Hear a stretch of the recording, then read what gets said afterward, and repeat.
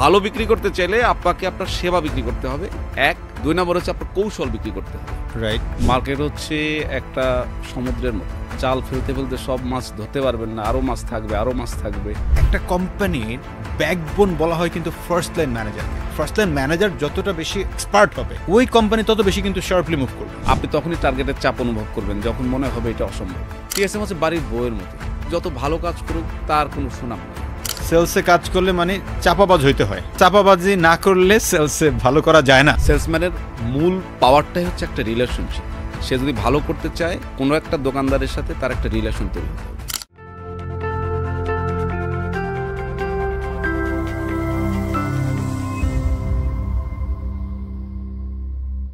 আসসালামু আলাইকুম সবাইকে, শুভ সন্ধ্যা।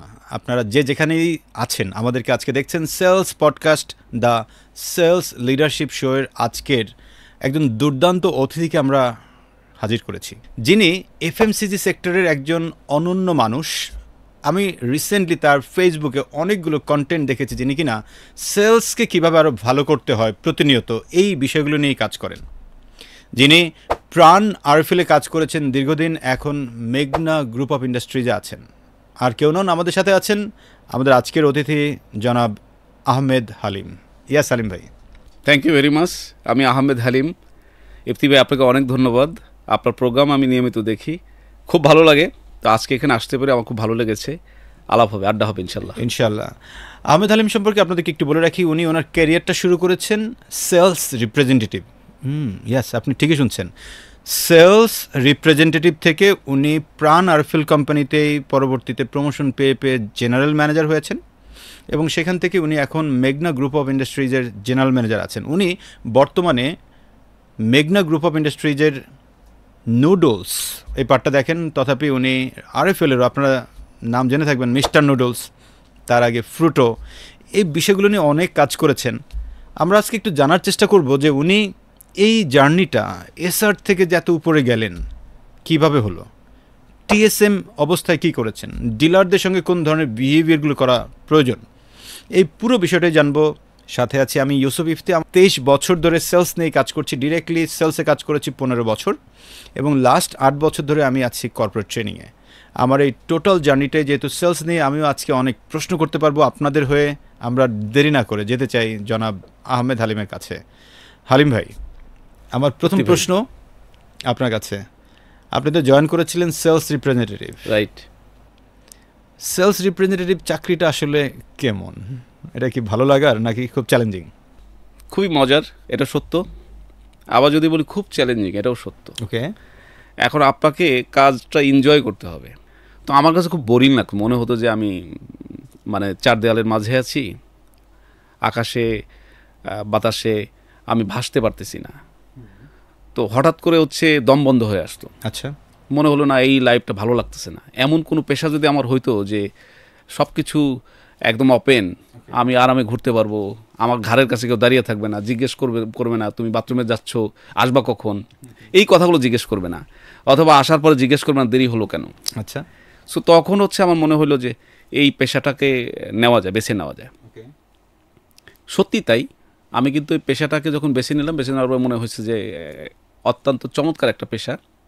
এখানে ঘরের কাছে কেউ দাঁড়ায় থাকে না, বাথরুম গেলে জিজ্ঞেস করা লাগে না, এবং খাইতে গেলে জিজ্ঞেস করা লাগে না আমি এখন খাবো, অথবা চা খাওয়ার জন্য একটা দোকানে 5 মিনিট বসলে কাউকে জিজ্ঞেস করতে হয় না, দেরি হলো কেন চা খাইতে সেটাও কেউ জিজ্ঞেস করে না। সব কিছু মিলে হচ্ছে এইটা হচ্ছে একটা স্বাধীন পেশা। তার মানে আপনি বলতে চাচ্ছেন যে সেলসে যারা আমরা চাকরি করি, আমাদের হচ্ছে যে ফ্রিডমের যে জায়গাটা, স্বাধীনতার যে জায়গাটা, যে আমি একজন ব্যক্তি ইফতি যখন মার্কেটে যাই, আমি আমার মতো করে ঘুরছি ফিরছি, কথা বলছি কাস্টমারের সাথে, আমি সারাদিন নেটওয়ার্কিং করছি, আমাকে চা খাওয়াচ্ছে, মজা করছি, গল্প করছি, এই যে বিষয়টা আপনাকে অনেক মুগ্ধ করেছে। অ্যাবসলিউটলি, ওটাই আমাকে আকৃষ্ট করেছে, এবং আমি এর জন্য বললাম এনজয় করেছি। তাইলে পরের প্রশ্নটা চলে আসে অটো, যে আপনি কি তাইলে আপনার পেশায় টার্গেটের চাপ পান নাই? আপনি তখনই টার্গেটের চাপ অনুভব করবেন যখন মনে হবে এটা অসম্ভব, রাইট? আর যখন মনে হবে যে nothing, I can do this. অসম্ভব মানে, এখন আপনি তো একজন কোম্পানির জিএম, এখন আপনি আপনার একজন এসআর বিক্রি করতে পারে ধরেন 3 লাখ, এখন আপনি ওটা টার্গেট দিয়ে রাখলেন 4 লাখ, তো ও তো এটা অসম্ভব মনে করতেই পারে, বা উনি তো এটা অসম্ভব মনে করতে পারে। কিভাবে সেটা সম্ভব মনে করবে? মার্কেট হচ্ছে একটা সমুদ্রের মতো, আপনি সমুদ্রে যেমন আপনি জাল ফেলতে ফেলতে সব মাছ ধরতে পারবেন না, আরও মাছ থাকবে, আরও মাছ থাকবে। মার্কেটটা অনেকটা ওই রকমের। আপনি যদি আজকে একটা রুটে গিয়ে অর্ডার কাটেন, এসআর ভাই যারা শুনছেন আমার কথা, আপনি অর্ডার কেটে আসছেন 50,000 টাকা, আপনি আজকে ডেলিভারি করলেন না, কালকে ডেলিভারি করলেন, কালকেই যদি আবার ওই রুটে যান আবার অর্ডার কাটতে, কমপক্ষে 20,000 টাকা হলে পাবেন। আবার যদি মনে করেন পরশু দিনের পরের দিন আবার অর্ডার কাটবেন, আবারও 20,000 টাকা পাবেন। আর এটা যদি না করেন, এক সপ্তাহ পর যদি যান, পরের সপ্তাহে কিন্তু আবার 50 পাবেন, অথবা 51 পাবেন, 52 পাবেন। তাহলে কি হলো, একদিন পর পর গেলেও কিন্তু আপনি 15, 20, 30 পাবেনই। তার মানে মার্কেট হচ্ছে, আজকে যে লোকটা আমার মাল নিল, কালকে গিয়ে আমার কাছে মাল নেবে আবার? না, একদিনে তো সবাই মাল নিবে না। তাহলে কি আমি নতুন দোকান দেখবো? আপনি একটা দিনে যখন হচ্ছে ধরেন 100টা, 50টা, 70টা এরকমের পরিমাণ যখন দোকান দেখবেন, সবাই তো আপনাকে অর্ডার করবে না। আপনি অর্ডার পাবেন হচ্ছে 50% অথবা 60%, 70% এই লেভেলে স্ট্রাইক রেট যেটাকে বলা হয়। তো 70%ও যদি স্ট্রাইক রেট হয়, 30% তো অর্ডার করে নাই। তো আপনি পরের দিন যখন যাইতে পারবেন, ওই 30%-এর মধ্যে থেকে মিনিমাম 50% আবার অর্ডার করবে। অ্যাবসলিউটলি। তারপরের দিন আবার যারা আগের দিন নিয়েছিল তাদের কিছু কিছু মাল আবার নতুন করে লাগতে পারে। এ সপ্তাহে একটা প্রোডাক্ট নিয়েছে, পরের সপ্তাহে তার মনে হয়েছে অন্য একটা নিব। তো এই জন্য বললাম, মার্কেট হচ্ছে সমুদ্রের মতো, আপনি যতবার ঝাঁপিয়ে পড়বেন ততবারই কিছু না কিছু পাবেন। তার মানে আপনি এখানে যে জায়গাটা ফোকাস করেছেন, আমাদেরকে যারা শুনছেন, আমাদের সেলস রিপ্রেজেন্টেটিভ ভাইয়েরা, যে ধরেন আপনি একটা মার্কেটে গেলেন, এখন ওই মার্কেটে গিয়ে কিন্তু একদিনে আমি সব টার্গেটে মানে দোকান থেকে যে অর্ডার আনতে পারি তা না, আমার কিন্তু অনেক দোকান গ্যাপ থাকে। তথাপি এবং অনেক দোকান আছে যার সাথে আমি ব্যবসায়ী করি না, ইভেন অনেক দোকান আছে যার কাছে আমি যাই না, ইভেন এরকম প্রচুর দোকান পাওয়া যায়। অ্যাবসলিউটলি। তার মানে আপনি যদি টার্গেটটাকে সহজভাবে দেখতে পারেন যে ইয়াস আই ক্যান, তার মানে আপনি এই মানসিকতাটা আপনাকে কাজ করতে হেল্প করবে। তখনই টার্গেটটার আপনার কাছে প্রেশার মনে হবে না। আর যখনই টার্গেটটাকে আপনি নিচ্ছেন, ওরে না একদম পারবো না, হবে না, করব না, মানে আমাকে চাপায় দিচ্ছে, তখনই না আপনি আরও চেপে যাচ্ছেন। আমিও আমার একটা ভিডিওতে বলেছিলাম, আপনি হয়তো বা ভিডিওটা দেখেছেন কিনা আমি জানি না, যে বৃষ্টির মধ্যে পানি যখন পড়ে, আপনি একটা চিন্তা করলেন যে চামচ নিয়ে যাবেন, তো চামচ ভরলো, আপনি বৃষ্টিতে পানিতে আপনি চলে আসলেন বাসায়। এসে মনে হলো না আমি একটা এবার এরকম মগ ভরবো। ইয়াস, আপনি মগ নিয়ে ধরলেন বৃষ্টির মধ্যে, বৃষ্টিতে এবার মগ ভরলো, আপনি চলে আসলেন বাসায়। আসার পর আপনার কাছে মনে হলো না আমি একটা বালতি নিয়ে যাব, এবার এই বালতি নিয়ে গিয়ে ধরবেন, বালতি ভরে কিন্তু আপনি চলে আসতে পারবেন। তার মানে দাঁড়ায় যে আপনি মানুষ, আপনি চিন্তা করছেন আসলে আপনি কতটুকু নেবেন। আপনি যদি মনে করেন চামচ চামচ, মনে করেন যে আপনি মগ মগ বালতি বালতি হইতেই পারে। তো এখন এই ভিডিও করার পর অনেকে আবার প্রশ্ন করছে, ভাই বৃষ্টি কি সবসময় পড়ে? আচ্ছা, বৃষ্টি তো একটা রূপক অর্থ। তো ওইটার নিচে একজন কমেন্ট লাগছে, ভাই পানি কি খালি উপর থেকেই পড়ে, নাকি যে সমুদ্রও আছে, পুকুরও আছে, টিউবওয়েলও আছে? আপনি পানি খুঁজতে চান তবেই না আপনি পানির সন্ধানটা পাবেন, রাইট? তেমনি আপনি যে কথাটা বললেন এটার সঙ্গে হুবহু মিলে গিয়েছে, যে আমি একটা সমুদ্রে মাছ ধরে যেমন শেষ করতে পারবো না, আমার মার্কেটেরও এরকম অফুরন্ত সেলস থাকে। সিদ্ধান্ত আমার যে আমি আসলে কতটুকু নিব। সেজন্য আপনি আপনার ক্যারিয়ার লাইফে সেলসের টার্গেটটাকে ওইরকম টার্গেট হিসাবে না দেখে আপনি অপরচুনিটি হিসাবে দেখেছেন। তাহলে পাল্টা প্রশ্ন চলে আসে আপনার কাছে অ্যাগেইন, হালিম ভাই, যে আপনি কি টার্গেট আসলে অ্যাচিভ করতে পারতেন? অবশ্যই, সবসময়। সবসময়? খুব কম সময় গেছে অ্যাচিভ হয় নাই, কাছাকাছি গিয়েছি, পারি নাই। প্রাকৃতিক দুর্যোগ থাকে অনেক সময়। আপনার টার্গেট অ্যাচিভ করার তাইলে সেই সূত্রগুলো কি, যেটা বর্তমানে এসআররা কাজে লাগাইতে পারে? এরকম যদি সূত্র আপনি যেটা করেছেন, আপনার সূত্রটা একটু যদি আমি আমার কথা বলি, রাইট। আমার জব শুরু হচ্ছে চট্টগ্রাম থেকে। ওকে। আমি যখন প্রথম দায়িত্ব পালন করতে যাই, আমার যিনি বস ছিলেন, ওনাকে আমি বলেছিলাম যে আমি তো টিএসএম হতে চাই, রাইট। তো আমার কী করতে হবে? তো সে আমার পা থেকে মাথা পর্যন্ত 3বার দেখলো আর কি, যে আপনার আজকে ফার্স্ট ডে। বললাম হ্যাঁ। বললাম টিএসএম হতে চান? বললাম হ্যাঁ। আবার জিজ্ঞেস করলো আপনার বাড়ি কোথায়? মানে সে আমাকে মনে করতেছে যে আমি একটু পাগল, বিশ্বাস করতে পারছেন না আর কি। ওকে। তো তারপরে বললো ঠিক আছে, আপনি আপনার খাতাটা দেন, ডায়েরিটা দেন। তো দিলাম, সে লিখলো, 1 নম্বরে লিখলো আপনার রুটে যত দোকান আছে সব দোকানে কমপক্ষে 3টা করে আইটেম থাকতে হবে আপনার গ্রুপের। 2, আপনি কাজ শুরু করবেন কখন আর শেষ করবেন কখন, ঘড়ি দেখে করবেন না, দায়িত্ব নিয়ে কাজ করবেন। Very good. 3 নাম্বার হচ্ছে সৎ থাকবেন। চমৎকার কথা। আমি কিন্তু আর কিছু চিন্তা করি নাই, আমি ভেবেছি যে এইটাই আমার হচ্ছে সূত্র। আমি এমনও দিন গেছে 100টার উপরে মেমো করেছি। 100টার উপরে? হ্যাঁ। যেখানে স্ট্যান্ডার্ড একজন সেলস রিপ্রেজেন্টেটিভ একদিনে কয়টা কাটলে আপনারা খুশি হন? 40 টাকা খুশি হই। 40 টাকা কাটলে খুশি হন, সেখানে আপনি 100টা বন্ধ করেছি। ওকে। এবং এইটা করতে গিয়ে যেটা হয়েছে আর কি, আমার কাজ কিন্তু 8:30 9টাও বেজে গেছে কোনো কোনো দিন।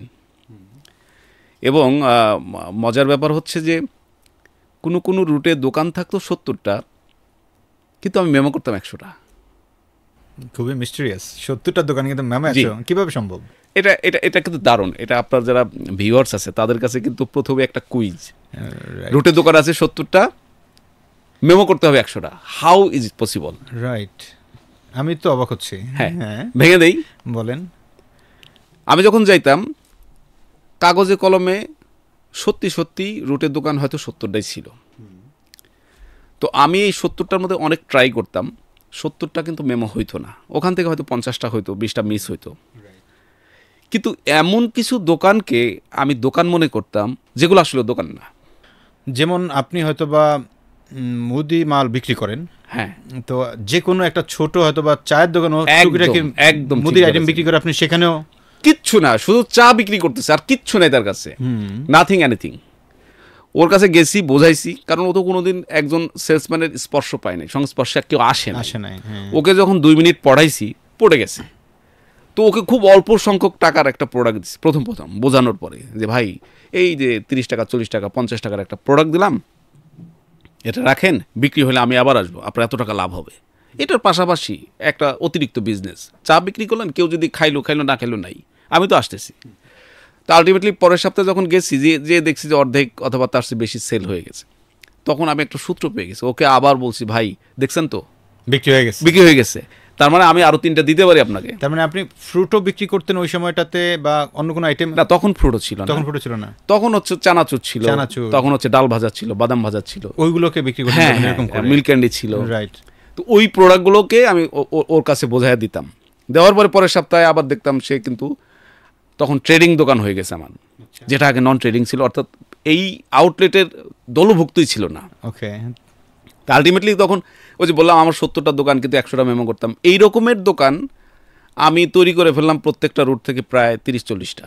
যদি বলেন আমার সাকসেসের রহস্য কি, এটা কেউ করে না, ম্যাক্সিমামই করে না। সো আমার একটা টার্গেট ছিল, ওই যে আমার টিএসএম বলছে যে তোমাকে হচ্ছে মানে ঘড়ি দেখে কাজ করা যাবে না, কাজ শেষ করে ঘড়ি দেখা যাবে না, তোমার সৎ থাকতে হবে, তোমার হচ্ছে প্রত্যেকটা দোকানে প্রোডাক্ট থাকতে হবে 3টা করে। তো আমার এই সমস্ত কাজের কারণে আমার টার্গেট কখনো মিস হয় নাই, নাম্বার 1।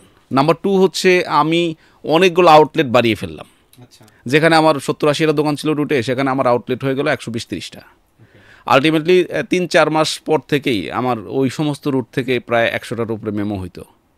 আর এইটা হওয়ার অন্যতম প্রধান কারণ হচ্ছে এই যে দোকানদার বা দোকানি, শপকিপার, আউটলেট, যে নামই ডাকি না কেন, এদের সাথে একটা সম্পর্ক তৈরি করে ফেলেছিলাম, যেটা এখনকার অনেক এসআররা আছে এটা বিশ্বাস করে না, কিংবা পারে না, কিংবা ওইটা মানে বুঝতে চায় না যে সেলসম্যানের মূল পাওয়ারটাই হচ্ছে একটা রিলেশনশিপ। সে যদি ভালো করতে চায়, কোনো একটা দোকানদারের সাথে তার একটা রিলেশন তৈরি হতে হবে।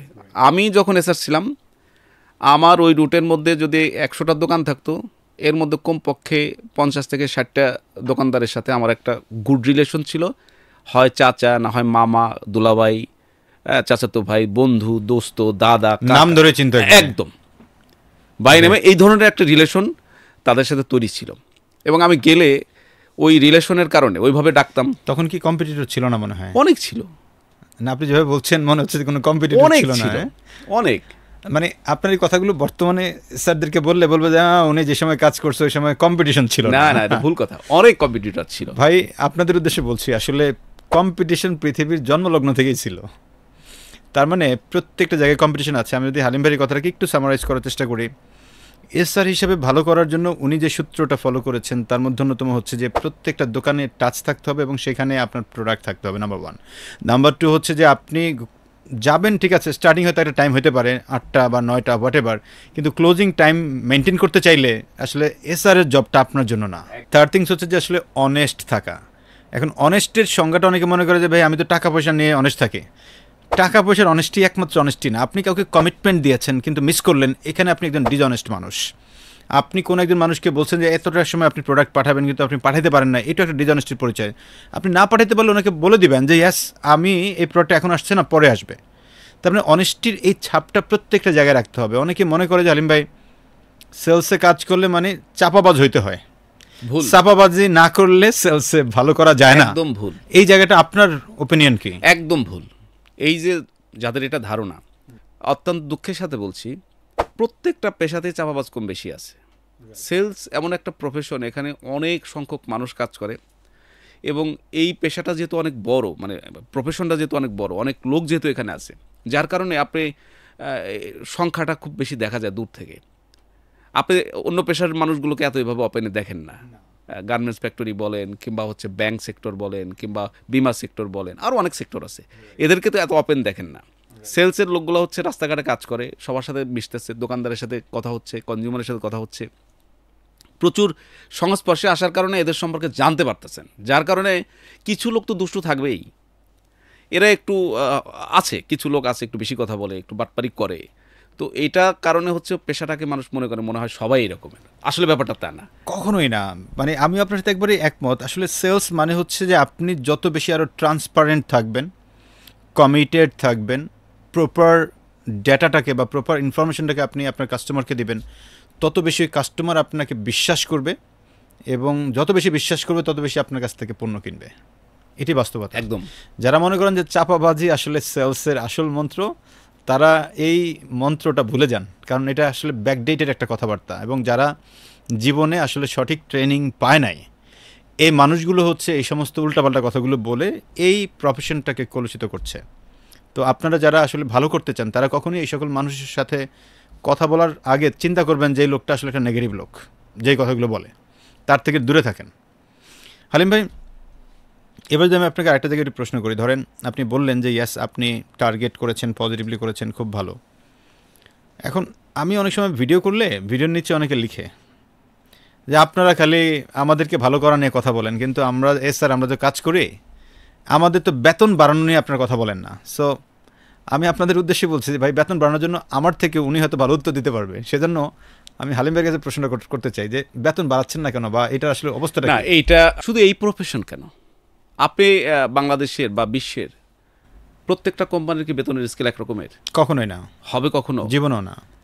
আপনি বিক্রয় প্রফেশন, যেটা এসআর এর যে পোস্ট নিয়ে কথা বলছেন, বা টিএসএম এর যে পোস্ট নিয়ে কথা বলছেন, বা টিএম বা টিএসএম যাই বলেন না কেন, সব কোম্পানির বেতনের স্কেল একরকমের না।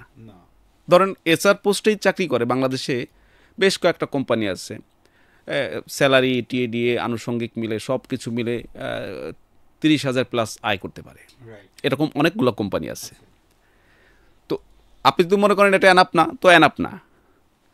আবার বাংলাদেশে কিছু কোম্পানি আছে যারা হচ্ছে টিএডিএ, স্যালারি, কমিশন, ইনসেন্টিভ সব কিছু মিলে 12 থেকে 15,000 টাকা দেয়, সেটাও আছে, সেটাও আছে। এখন আপনি যদি মনে করেন ওই 12 থেকে 15,000 টাকা দেন কেন, এটা অনেক কম, আপনার কথা ঠিক আছে, কিন্তু ওই যে কোম্পানিটা তার সামর্থ্য ওইটা দেওয়ার, এর চেয়ে বেশি সামর্থ্য তার নাই। সে ওই রকমের কোয়ালিটির মানুষকেই চায়, যে কিনা 12 থেকে 15,000 টাকা চলতে পারবে। Absolutely right. আপনার যদি 30,000 টাকা প্লাস আয় করার ইচ্ছা থাকে, তাহলে আপনি আপনার যোগ্যতা দিয়ে সেখানে যেতে পারেন, ওপেন, এই বাজারটা ওপেন। সো এটা বলা যাবে না বেতন আমাকে এখানে কাজ করবো এখানে 30,000 টাকা দিতে হবে, এটা তো অন্যায়। আপনি বাংলাদেশে না, পৃথিবীর যে কোনো দেশে যান, সব কোম্পানির বেতন এক পাবেন না। একই কাজ এক এক কোম্পানির এক এক রকমের বেতন। আর লিমিট একটা ব্যাপার কি, এখন তো প্রত্যেকটা কোম্পানিতে প্রায় ইনসেন্টিভ বা কমিশনের সিস্টেম চালু আছে, অর্থাৎ আপনার ইনকামটাকে কিন্তু অনেক বাড়িয়ে নিতে পারেন। আর ওভারঅল আপনার কথা যদি ইন্ডিংয়ে আসি, শেষে আসি, যে হ্যাঁ, বর্তমান বাজার দর অনুযায়ী, দ্রব্যমূল্যের ঊর্ধ্বগতি অনুযায়ী টাকার মান আগের মতো না থাকার কারণে যে ইনকামটা হচ্ছে, এটা শুধু বিক্রয় প্রফেশন না, সবগুলো প্রফেশনেই ইনকামটা কম মনে হচ্ছে, যেহেতু খরচ বেড়ে যাচ্ছে। এর কারণে হচ্ছে আমি বলবো যে এসআর লেভেল কিংবা টিএসএম লেভেল কিংবা সেলসের অন্যান্য যে লেভেল আরও বেশি হলে ভালো হতো। থ্যাংক ইউ হালিম ভাই। তাহলে আমরা যদি এই কথাটাকে একটু সামারাইজ করি, যারা মনে করেন যে আসলে আপনি সেলসে কাজ করেন কিন্তু আপনার বেতন আরও বেশি হওয়া দরকার, তাহলে আমি একজন সেলসের মানুষ হিসেবে আপনাকে জাস্ট ছোট্ট একটু পরামর্শ, আপনি আপনার যোগ্যতাটা বাড়ায় ফেলেন। সো যোগ্যতা বাড়াবেন কীভাবে? দক্ষতা বাড়াতে হবে। সো দক্ষতাটা কীভাবে বাড়াবেন? কমিউনিকেশন স্কিলসের ট্রেনিং করেন, নিজে নিজে ইউটিউব দেখে শিখেন, আপনার বসদের কাছ থেকে শিখেন কীভাবে মার্কেটে আরও দখল বাড়ানো যায়। যে উনি বললেন যে 70টা আমার লিস্টেড দোকান, কিন্তু আমি ইনভয়েস করতাম 100টা। করেন আপনি, দেখেন ওই বড় কোম্পানিগুলো আপনাকে চিল যেমন টান দিয়ে ছুমেরে নিয়ে যায়, আপনাকে ছুমেরে ওই বড় কোম্পানিগুলো 30,000 টাকার কোম্পানিতে আপনাকে নিয়ে যাবে এবং আপনি সেখানে রাজত্ব করবেন। সেলস এমন একটা পেশা, যেই পেশাটাতে চাইলেই অনেক বড় হওয়া যায়। সেলস এমন একটা পেশা যেখানে চাইলেই আমি ইনসেন্টিভটাকে ধরতে পারি, রাইট? এইটা মানে আপনি চাইলে রাতারাতি বাড়াতে পারেন।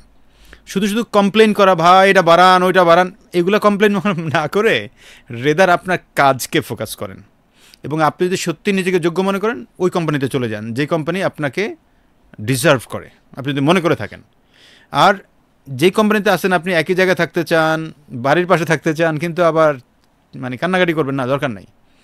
গ্রো করতে হলে আপনাকে কমফোর্ট জোনে বাইরে যেতে হবে, শিখতে হবে, কন্ট্রিবিউট করতে হবে, তবেই কেবল কি আপনি ভালো করতে পারবেন, রাইট? হালিম ভাই, এবার আপনার কাছে আমার পরের প্রশ্ন খুব মানে আসলে আপনাদের এসআরদের প্রশ্নই, কিন্তু আমার প্রশ্ন নো প্রবলেম। আমিও চাই এই যে জায়গাটা, এসআরের জায়গাটা, এটা খুবই অবহেলিত একটি জায়গা। এই জায়গাতে হচ্ছে নতুন করে হচ্ছে মেধাবী ছেলেগুলো আসতে চাচ্ছে না। তারা ভাবতেছে এই পেশাটা খুবই নোংরা পেশা, বা হচ্ছে যারা আছে তারাও অনেকে স্যাটিসফাইড না, হয়তোবা বিভিন্ন কারণে, পরিবেশের কারণে এরকমের একটা সিচুয়েশন তৈরি হয়েছে। আমি চাই যে এরকমের সিচুয়েশন পাল্টাতে। আমি চাই মানুষের ভিতরে ওই চেঞ্জটা আসুক, পরিবর্তনটা আসুক, মানুষ বিশ্বাস করুক যে আসলে পেশাটা এত নোংরা না, পেশাটা খুবই ভালো যদি আমি চাই। রাইট, না চাইলে সবই নোংরা। রাইট। আসলে ব্যাপারটা হচ্ছে যে একটা গল্পের ছলে বলি আর কি। ধরেন একটা সমুদ্রের মধ্যে জাহাজ চলে, রাইট? তো এখন জাহাজ ডুবে কিভাবে? জাহাজ ডুবে তখনই যখন পানি জাহাজের মধ্যে ঢুকবে, ছিদ্র হয়ে যাবে, তখনই কিন্তু জাহাজ ডুবে যাবে। তো এখন সমুদ্র এমন বিশাল পানি, এত পানির মধ্যে চললেও জাহাজ ডুবে না, বিকজ ছিদ্রটা জাহাজ করতে দেয় নাই। এখন আপনি একজন মানুষ, আপনার মধ্যে নেগেটিভিটি ঢুকাবেন কি না, বাইরের খারাপ জঞ্জালগুলো ঢুকাবেন কি না, তার ডিপেন্ড করে আপনার উপরে। আপনি যদি বাইরের এই খারাপ জঞ্জালগুলো ঢুকান, তাইলে কেবল আপনি এটাকে খারাপ পেশা বলবেন। আর আপনি যদি ভালো মানুষের সঙ্গে চলেন, ভালো কাজ করেন, ভালো বিষয় মেনটেন করেন, তাহলে কিন্তু আপনাকে আর এই জঞ্জাল এই সে এগুলো বলতে হবে না। কারণ দেখেন, যারা আসলে উঠে আসছে, প্রমোশন পাচ্ছে, ভালো লোকগুলোই কিন্তু ম্যাক্সিমাম প্রমোশনগুলো পায়। ইফতি ভাই, আমি এখানে একটা কথা বলি, হ্যাঁ, যারা হচ্ছে অনেক অরিড এসআর লেভেল, বিশেষ করে এসআর লেভেল, টিএসএম লেভেলেও আছে এই রকমের মনোভাব পোষণ করে, তাদের উদ্দেশ্যে বলবো যে হ্যাঁ, এটা সত্য যে ভুল করে কিছু মানুষ প্রমোশন পাওয়ায়, তার অযোগ্যতার কারণে, তার দুর্ব্যবহারের কারণে, প্রচণ্ড পরিমাণে গালিগালাজ করার কারণে এই পেশাটার বদনাম হচ্ছে। এরকমের সংখ্যা আছে কিছু। এই সংখ্যাটাকে আমি বলবো যে ভাই, আপনারা ঠিক হয়ে যান। আপনার এসআরকে ছোটো ভাই মনে করেন, পরিবারের সদস্য মনে করেন, এবং তাকে দিয়ে কাজ শিখিয়ে নিন। প্লিজ গালাগালি করবেন না। গালাগালি করে পেশাটাকে নোংরা করে ফেলছেন। আপনার টার্গেট অ্যাচিভ করার জন্যে প্রেশার ক্রিয়েট করা, গালাগালি করা, খারাপ ব্যবহার করা, কিংবা হচ্ছে গায়ে হাত তোলা, এগুলো টোটাল বন্ধ করতে হবে। ভালোবাসা দিয়ে কাজ আদায় করেন, তাকে কাজ শেখান, আপনি তার সাথে থাকেন, মার্কেটে যান, দেখেন, বোঝেন প্রত্যেকটা দোকানে দোকানে সে কীভাবে ফোকাস করতেছে, সে অর্ডারটা বের করার জন্য যে কৌশলগুলো অবলম্বন করা উচিত, সে কোথায় ভুল করতেছে, এটা দেখে তাকে হাতে কলমে শিখিয়ে নিন। এরপরে তার কাছে ভালো কাজ পাবেন। আপনি দূর থেকে খালি ধমক দেবেন, বকাঝকা দিবেন, আর প্রেশার ক্রিয়েট করবেন, মা বাপ তুলেও কেউ কেউ গালিগালাজ করে, এটাও করবেন। এগুলা করে আধুনিক যুগে আপনি ভালো রেজাল্ট পাবেন না। সময়ের পরিবর্তন হয়েছে, যুগের পরিবর্তন হয়েছে। এখন আপনাকে ভালো রেজাল্ট করতে হলে ইফতি ভাইয়ের এখানে ট্রেনিং করতে হবে। কথার কথা বলতেছি, এরকমের আরও কিছু জায়গা আছে, আপনি নিজের স্কিল ডেভেলপমেন্ট করার জন্য ট্রেনিং করতে পারেন। এর পাশাপাশি বলবো, ইউটিউব দেখেন, ভালো ভালো মোটিভেশনাল স্পিচ দেখেন, নিজের লিডারশিপ স্কিলটা বৃদ্ধি করার জন্য, ভালো করার জন্য আপনি নিজেকে আরও শাইনিং করেন, না নিজেকে ভালো লিডার হতে চাইলে এটা করেন। আর এসআর ভাইদেরকে বলবো যে ভাই, আপনারা যখন আপনার বস রাগান্বিত হবে কোনো কারণে, ওই সময় কোনো তিক্ত অ্যান্সার করবেন না, রাইট? বার্গেনিংয়ে যান, হ্যাঁ, বার্গেনিংয়ে যান। তখন যদি কেউ বার্গেনিংয়ে চলে যায়, তখন হিতাহিত জ্ঞান থাকে না অনেক সময়, ওই তখনই হচ্ছে ঘটনাটা অন্যদিকে চলে যায়, বেশি হয়ে যায়। আর এই পেশাটা একটু ধরেন হচ্ছে চালাক চতুর মানুষের পেশা, তো এখানে বোকা মানুষের পেশা না, এটা সত্যি কথা বলতে। কারণ আপনি একজনের কাছ থেকে অর্ডার নিয়ে আসবেন আপনার পণ্যের, এই অর্ডারটা তো যে কাউকেই দিবে না। একই দোকানে দিনে কমপক্ষে 30 জন সেলস রিপ্রেজেন্টেটিভ যায়, সবাই কিন্তু দোকান থেকে টাকা আনতে পারে না। 4 থেকে 5 জন কিন্তু ঠিকই নিয়ে আসে। তাহলে যে 4 থেকে 5 জন নিয়ে আসে সবাই কি জাদুকর? না, মানুষ তো, মানুষ, ম্যাজিশিয়ান তো না। না। এখন প্রশ্ন হচ্ছে, আপনি অনেকেই বলে যে আমার ব্র্যান্ড তো ভালো না, ওনার ব্র্যান্ড ভালো, ওনার ব্র্যান্ড হচ্ছে নেসলে, ওনার ব্র্যান্ড হচ্ছে প্রাণ, ওনার ব্র্যান্ড হচ্ছে মেঘনা গ্রুপের ফ্রেশ, বা আরও ব্র্যান্ড যেগুলো হচ্ছে ভ্যালু ভালো, ব্র্যান্ড ভ্যালু ভালো, এরকম অনেক কথা বলে অনেকে। আমি বলবো যে আসলে আপনি যদি প্রোডাক্ট বিক্রি করতে চান তাহলে আপনি ব্র্যান্ডের আন্ডারে চলে গেলেন, আপনি কখনোই নিজের স্কিল ডেভেলপমেন্ট করতে পারবেন না। পরে যে সিঁড়িটা টিএসএম হওয়া কিংবা আরএম হওয়া, এটা আপনার জন্য খুব টাফ হয়ে যাবে। রাইট। আর যদি মনে করেন না আপনি নিজেই একটা ব্র্যান্ড, তাহলে আপনি প্রোডাক্ট না, আপনি বিক্রি করবেন আপনার কৌশল, আপনার সেবা। দেখেন অনেক প্রোডাক্ট দোকানে দেখা যায় যেগুলো নন ব্র্যান্ড, প্রচুর আছে না? হ্যাঁ। তো এই প্রোডাক্টটা যে বিক্রি করলো সে কি ম্যাজিশিয়ান? চক বাজারে তৈরি হয়, সে তো আছে। তৈরি হয়। দেশে অনেক কোম্পানি আছে যেগুলো অত এস্টাবলিশড ব্র্যান্ড না, কিন্তু দোকানে পাওয়া যায়। রাইট। ওই একই দোকানে আরেকজন আবার স্ট্রং একটা ব্র্যান্ড নিয়ে অর্ডার পায় না, তাহলে ওই দোকানে নন ব্র্যান্ডের একটা প্রোডাক্ট একজন এসআর বিক্রি করে গেল, তার কাছ থেকে কিনলো, আবার একজন ব্র্যান্ড যাচ্ছে সে আবার তার কাছে বিক্রি করতে পারতেছে না। যে এসআরটা এই কথা বলে যে ওনারটা তো ব্র্যান্ড, এই কারণে ওনার অর্ডার দিছে, বলে না কেউ কেউ? প্রচুর বলে। তার জন্য উদাহরণ হচ্ছে যে অনেক দোকানে তো নন ব্র্যান্ডের প্রোডাক্ট পাওয়া যায়, তাহলে এটা কে বেচলো? ভূতে তো বিক্রি করে নাই।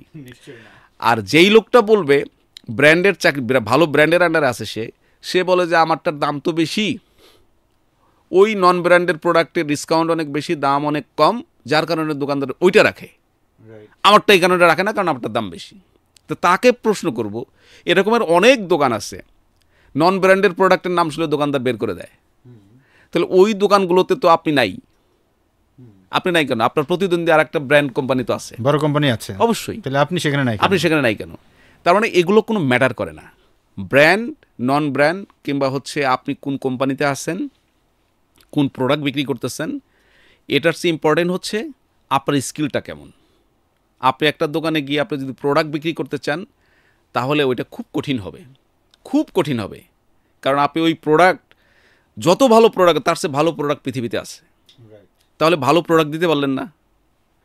আবার আপনি যদি কম দামের কথা চিন্তা করেন, যত কম দামে দেন তার চেয়ে কম দামের কোনো না কোনো প্রোডাক্ট আছে, তাহলে কম দামে দিতে পারলেন না। আবার মিডিল ক্লাস গেলে বলবেন যে আমার চেয়ে ভালো প্রোডাক্ট আছে, আমি মিডিল ক্লাস বেচবো কেমনে? তার মানে প্রবলেম অলওয়েজ আছে, বেচতে গেলে আপনি কোনো না কোনো কজ দিতে পারবেন যে এই কারণে পারি নাই।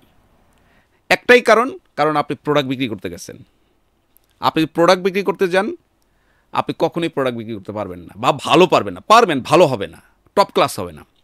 ভালো বিক্রি করতে চাইলে আপনাকে আপনার সেবা বিক্রি করতে হবে, 1। 2 নম্বর হচ্ছে আপনার কৌশল বিক্রি করতে হবে। একজন দোকানের কাছে টাকা আনতে হলে কৌশল ছাড়া আনতে পারবেন না। সো হালিম ভাই, তাহলে আপনি এতক্ষণ যে কথাগুলো বললেন, মানে অনেকগুলো প্রশ্নের সলিউশন আপনি অটোমেটিক্যালি দিয়ে ফেলছেন আর কি, যে টিএসএম তার টিম মেম্বারকে কীভাবে কথা বলে কাজ করাবে। আপনি কথা বলেছেন আবার ওই সময় এসআর যদি টিএসএম রাগ হয়ে যায় তিনি কিভাবে আসলে এই জিনিসটাকে সলভ করবেন। আপনি কথা বলেছেন যে অনেক এসআর ব্র্যান্ড নন ব্র্যান্ড, দাম বেশি কম দামে, এরকম অনেকগুলো প্রবলেমসকে আপনি কীভাবে সলভ করবেন আপনি বলে দিয়েছেন অলরেডি। That's very good. তো হালিম ভাই, আমি আপনাকে ফার্স্ট চিনি যেভাবে, আপনার একটা ভিডিও আমি দেখেছিলাম যে আপনি কোনো একটা মার্কেটে গিয়েছেন ভিজিট করতে, এবং সেখানে একজন এসআরকে পেয়েছেন, তার হাতে একটা ঝুড়ি, এবং ওই ঝুড়ির মধ্যে সে প্রোডাক্টের প্রেজেন্টেশনের জন্য রেখেছে, এবং ওই ছেলেটা দেখতে দেখতে খুব সুন্দর, একবারে ইনটিন করা, চমৎকার, এরকম একটা ব্যাপার। এবং আপনি সেটাকে একটু ফোকাস করেছিলেন যে একজন এসআরের আসলে এরকম হওয়া উচিত। এখন আপনার কাছে আমার প্রশ্ন, আমরা এসআর বলতে সেলস রিপ্রেজেন্টেটিভকে চিনি, অনেকে গেঞ্জি পরে চলে যায়, অনেকে শার্ট একটা পরে ইনমিন ছাড়া, অনেকে কোনো রকম লেবর দেবর করে যায়, সঠিক গাইডলাইনটাই বাকি, কী মনে হয়? আমি যদি উদাহরণ সহকারে বলি ভাই, সবার উদ্দেশ্যে বলবো যারা যে কোম্পানিতে থাকেন, বিশেষ করে আমার গ্রুপের যারা আছে, যারা দেখবেন, আপনি যদি শ্বশুরবাড়িতেও যান, আপনি যদি লুঙ্গি পরে যান আর একটা গেঞ্জি পরে যান, আপনার এক রকমের রিসিভিং হবে। এই আপনি যখন হচ্ছে মানে স্যান্ডেলের পরিবর্তে যখন একটু জুতা পরবেন, শৈশবের কথা বাদ দিলাম, দোকানের কথাই বলি, যে আপনি নর্মালি একটা প্যান্ট পরেছেন, ইন করেন নাই, পায়ে হচ্ছে চামড়ার স্যান্ডেল, আপনি দোকানে গেলেন, দোকানদার আপনাকে এভাবে আর চোখে একটু তাকাবে, তাকানোর পরে হচ্ছে আপনাকে হালকা একটু জিজ্ঞেস করবে আপনি কে, এরপরে আপনাকে একটু কম গুরুত্ব দেবে, কাস্টমার আসবে, কথা বলবে। সো অর্ডার খুব প্রয়োজন হলে আপনার প্রোডাক্টের কথা শোনার পরে সে হয়তো বা দিতে পারে, নাও পারে। এই একই মানুষ আপনি পরের বার যখন যাবেন হচ্ছে একদম ভালো পোশাক পরে, একদম মনে করেন এইভাবে যে টাই পরছি, আমরা টাই পরে গেলাম, জুতা পরলাম, ইন করলাম, এরপরে হচ্ছে দোকানের সামনে গিয়ে দাঁড়ালাম, দোকানদার যেই হোক, শ্বশুরবাড়ি হোক আর দোকানদার হোক, ও বারবার কিন্তু নজর চলে আসবে আপনার দিকে। আর তখন তুমি কিংবা তুই কিংবা হচ্ছে এই পরে আয়, এই শব্দগুলো সে ইউজ করতে পারবে না পোশাকের কারণে। চক্ষু লজ্জা তৈরি হয়ে যাবে। তখন সে বলবে যে ভাই আমার কাছে কোনো প্রয়োজন, রাইট, তখন কিন্তু সেই স্কোপ তৈরি করবে, হ্যাঁ খুব প্রয়োজন। অটোমেটিক্যালি কিন্তু এই যে দৃষ্টিটা নেওয়া কিংবা মনোযোগ নেওয়া কিংবা সম্মানটা নেওয়া, এটা কিন্তু পোশাকের উপরে নির্ভর করে। আপনি যখন হচ্ছে একদম খুব বাজে একটা পোশাক, বাজে বলতে যেটা হচ্ছে স্মার্ট পোশাক না, এই পোশাক পরে যখন যাবেন আপনি কিন্তু আপনার ইজ্জতটাকে আগেই বিক্রি করে দিলেন, প্রোডাক্ট বিক্রি করা হলো না। অটোমেটিক্যালি আপনার গ্রহণযোগ্যতা 50-60% ডাউন করে গেছেন। তো গ্রহণযোগ্যতা না থাকলে তো আপনি প্রোডাক্ট বিক্রি করতে পারবেন না। অ্যাবসলিউটলি। সো সালিম ভাই, এটাতে কমন একটা আমরা দেখি যে শেখ সাদির গল্পটা আমরা অনেকেই জানি, যে উনি একটা বিয়ে বাড়িতে ঢুকতে গিয়েছিলেন নর্মাল ড্রেস পরে, ওনাকে কিন্তু ঢুকতে দেয় নাই। পরবর্তীতে উনি আলাদা জামা পরে গিয়েছেন, দেন উনি ভাত খেতে বসে এবার ওই জামাকে খাওয়াচ্ছিলেন। তার মানে পোশাক সেটা অনেক আগে থেকেই কিন্তু একটা বহমান। এবং বাংলাদেশের যারা আমরা কাজ করি এসআর পর্যায়ে আছি, আপনাদেরকে বলছি আসলে মানুষ এই বাংলাদেশটাতে একটা সময় আপনার ব্রিটিশরা শাসন করতো। তো ব্রিটিশরা যখন শাসন করতো, এরা কিন্তু একটু সুটেড বুটেড এই সমস্ত বিষয়গুলো নিয়ে চালচলন করার কারণে আমাদের জিনগতভাবে আমরা একটু ভালো পোশাক দেখলে তাদেরকে মূল্যায়নটা বেশি করি। এটা আমাদের জিনের মধ্যে ঢুকে গেছে, যার কারণে দাঁড়ায় যে আপনি যখনই কোনো একজন ক্লায়েন্টের কাছে যাবেন, আপনি একটা ভালো পোশাক পরে গেলে উনি আপনাকে আলাদা একটা ভ্যালু দিবে। ওই দিন আপনার অর্ডারটা বেশি হবে, ওই দিন আপনার কালেকশন বেশি হবে। আপনি ট্রায়াল বেসিস করে দেখেন যে আপনি একজন সেলসের মানুষ হিসেবে সাদা একটা শার্ট সুন্দর করে পরলেন, ইন করলেন, একটা ব্ল্যাক প্যান্ট পরলেন, সুন্দর শু পরলেন, পরে আপনি গেলেন, আর আপনি আবার পরের দিন একটু টি শার্ট পরে যান, দেখেন না কোনো চেঞ্জ আসে কি না। আপনি দেখবেন যে রাতারাতি চেঞ্জ। মানুষের ওয়ে অফ টকিং, আপনাকে রিসিভ করা, অনেক কিছুতে অনেক পার্থক্য হয়ে যায়। তো সেজন্য যারা সেলসের রিপ্রেজেন্টেটিভ আছেন তাদেরকে বলতে চাই, হালিম ভাইয়ের কথা ধরেই, যে আপনি ভালো বিক্রি করতে চাইলে নিজেকে আগে ভালোভাবে প্রেজেন্ট করতে হবে। হ্যাঁ, এখানে অনেকে আমাকে আবার বলে এরকম যে হালিম ভাই, যে আপনারা তো বেশি টাকা পয়সা দেন না, আমি কেমনি ভালো ড্রেস পরবো। এখন আপনি কি ব্র্যান্ডিং ড্রেস কথা বলছেন কিনা, নাকি? আমি বলতে চাই যে টাই পরার যে গল্পটা বললাম, এইটা একটা রূপক অর্থে আর কি, টাই পরতে হবে না। তো ভালো পোশাক মানে যে আপনার অনেক দামি পোশাক তা কিন্তু না। ভালো পোশাক আমাদের সবারই আছে, অ্যাবসলিউটলি। সো পোশাকটা একটু পরিষ্কার থাকবে, হ্যাঁ, একটু গন্ধ থাকবে না, হ্যাঁ একটু ইস্ত্রি করা থাকবে। আপনি একটু ইন করলেন, ইন করার জন্য কি বাড়তি পয়সা লাগে? না, লাগে না। সো আপনি একটু ইন করলেন, একটা পরিষ্কার জামা গায়ে দিলেন, গায়ে থেকে যেন গন্ধ না আসে। আপনি একটা জামা 2 দিনের বেশি পরলেন না। তো এইগুলো ব্যবহার করার যে বাড়তি কোনো খরচ লাগে না। রাইট হালিম ভাই, আমি অনেক সময় দেখি যে অনেক সেলস রিপ্রেজেন্টেটিভ আছেন বা সেলসে যারা কাজ করেন, অনেকের বেল্ট মানে সামনে দিয়ে মানে ঘষা খায় একবারে পুরান হয়ে গেছে আর কি। মানে এটা কিনছে হয়তো 5-6 বছর আগে। মানে প্রথম দেখাতেই তো এই সমস্ত লোকজনের প্রতি আমার একটা আন্ডার এস্টিমেট চলে আসে যে এই মানুষটা তার নিজের প্রতি কেয়ারিং না, তাইলে সে আমাকে কীভাবে কেয়ার করবে। তার মানে যে সকল সেলসের মানুষ আছেন, আপনারা যদি এখনও ওই রকম বেল্ট পরে থাকেন, যারাই ভিডিওটা দেখছেন আজকে দেখার পরে আপনারা আমার ভিডিওটাকে কোট করতে পারেন, করে আরেকজনকে দেখাবেন যে ভাই এই বেল্ট এইরকম চামড়া উঠে গেছে, এই টাইপের বেল্ট পরা যাবে না। আমি আপনার এই কথার সাথে পুরো একমত। শুধু বেল্ট না, আমার মনে আছে আমি ফতুল্লা স্টেডিয়ামের পাশে আমি আমার এসআরকে নিয়ে কয়েকটা দোকান দেখছিলাম আর কি। তো একজন চাচা ছিলেন, ওনাকে অনেকক্ষণ ধরে অনেক পটাচ্ছিলাম, কিছুতেই পড়তেছে না। লাস্টে আমাকে বলল, যে ওকে একটু দূরে যেতে বলেন, তাহলে অর্ডার দিব। মানে আমার এসআরকে দূরে যেতে বলছে। তা আমি বললাম না, ওকেই কাছে আসতে হবে, আমি দূরে যাব, কারণ আমি তো প্রতিদিন আপনার কাছে আসবো না, ও আসবে। কয় না আঙ্কেল, ওর ওই প্যান্ট দিয়ে গন্ধ আসতেছে। তখন আমি ওকে বললাম, তুমি প্যান্ট কতদিন ইউজ করো? জিন্সের প্যান্ট যদিও। ও বললো স্যার অনেক দিন, ধুইছি কবে মনে নাই। আমার কাছে গন্ধ আসে নাই, বিকজ আমি ওর সাথে অনেকক্ষণ সংস্পর্শে আসি, তো আমি বুঝি নাই। কিন্তু দোকানদার আঙ্কেল উনি একটু রকচটা মানুষ, অনেকে আছে না মুখের সামনে বলে দেয়, ওরকমের আর কি। সবাই এরকমের না, হয়তো সবাই বলবেও না, কেউ কেউ আছে এরকম বলে দেয় মুখের উপরে। পরে আমি বললাম যে ছোটো ভাই বুঝছো তো? তো বললো যে ও যদি ভিডিওটা দেখে, ও হয়তো নামটা বললাম না, তো ও বললো যে স্যার আমি বুঝতে পারছি, আমার এই ভুল আর হবে না। এবং সে কিন্তু পরবর্তীতে ওই ছেলেটা যার সম্পর্কে বলছে, সে কিন্তু প্রমোশন পেয়ে এখন একটা ভালো পজিশনে আছে, ইজ ডুইং গুড। তার মানে আপনার বিষয়টাকে বা ওই লোকটার বিষয়টাকে সে পজিটিভলি নিয়েছে। হ্যাঁ, তার মানে দাঁড়ায় যে আপনি যখন কোনো একটা জিনিস হয়তো আগে থেকে করেছেন, বাট আপনি যখন শুনলেন যেটা সঠিক না, আপনি যদি তখনও চেঞ্জ করেন নিজেকে, এইটাও কিন্তু একটা অনেক বড় ধরনের আপনার রিয়েলাইজেশন, নিজেকে পরিবর্তন করার, এবং আপনি তখন কিন্তু ক্যারিয়ারে গ্রো করতে পারবেন। আমি রাইট? অনেক এসআর মার্কেটে চলে যায়, তার সঙ্গে কোনো স্যাম্পল ট্যাম্পল থাকে না, কোনো ব্যাগ ট্যাগ থাকে না, আসছে রাজার হালে আর কি, এই ভাই অর্ডার দেন। আচ্ছা, এসআররা যখন মার্কেটে যায়, গিয়ে এই ভাই কী কী লাগবে বলেন তো, আসলে অ্যাপ্রোচ কী হওয়া দরকার, মানে আপনারা কীভাবে ট্রেন করেন? আপনার প্রপোজালটা, কাউকে আপনি প্রস্তাব দিচ্ছেন, হোক সে প্রেমের প্রস্তাব। আপনি যদি প্রথমে একটা মেয়েকে, যদি একটা ছেলে গিয়ে বলে হেই আই লাভ ইউ, আসলে কি অ্যাকসেপ্ট হবে? না, এভাবে কি হয়? না। আবার একজন হচ্ছে একজনের সাথে রিলেশন করেছে, তারপর একসময় বিয়ে হয়ে যাচ্ছে, জীবনে আই লাভ ইউ বলাই হয় নাই, তাই না? তো ভালোবাসার জন্য আই লাভ ইউ বলাটা জরুরি না, রাইট? তো প্রপোজালটা হচ্ছে কি, আমার একজন এসআর যখন একজন দোকানদারকে গিয়ে বলতেছে, দূর থেকে সালাম দেয়, সালামটা স্পষ্ট না, সেয়াইকুম কি লাগবে, মাই গুডনেস। তো ওই দোকানদারও ওয়ালাইকুম মানে কি বলে দিল, লাগবে না, যাও। ওকে। আবার কেউ কেউ আছে বলে আসসালামু আলাইকুম কি লাগবে, আঞ্চলিক ভাষায়। দোকানদার বলে দেয় আকুম সালাম, লাগবে না। দুজনের উত্তর সেম। ওকে। অথচ এই সালামটা খুব স্পষ্টভাবে যদি দেয়, আসসালামু আলাইকুম চাচা কিংবা মামা কেমন আছেন, একটু সৌহার্দ্য বিনিময় করলো, এটা কিন্তু আমরা শিখেছি ট্রেনিং থেকে।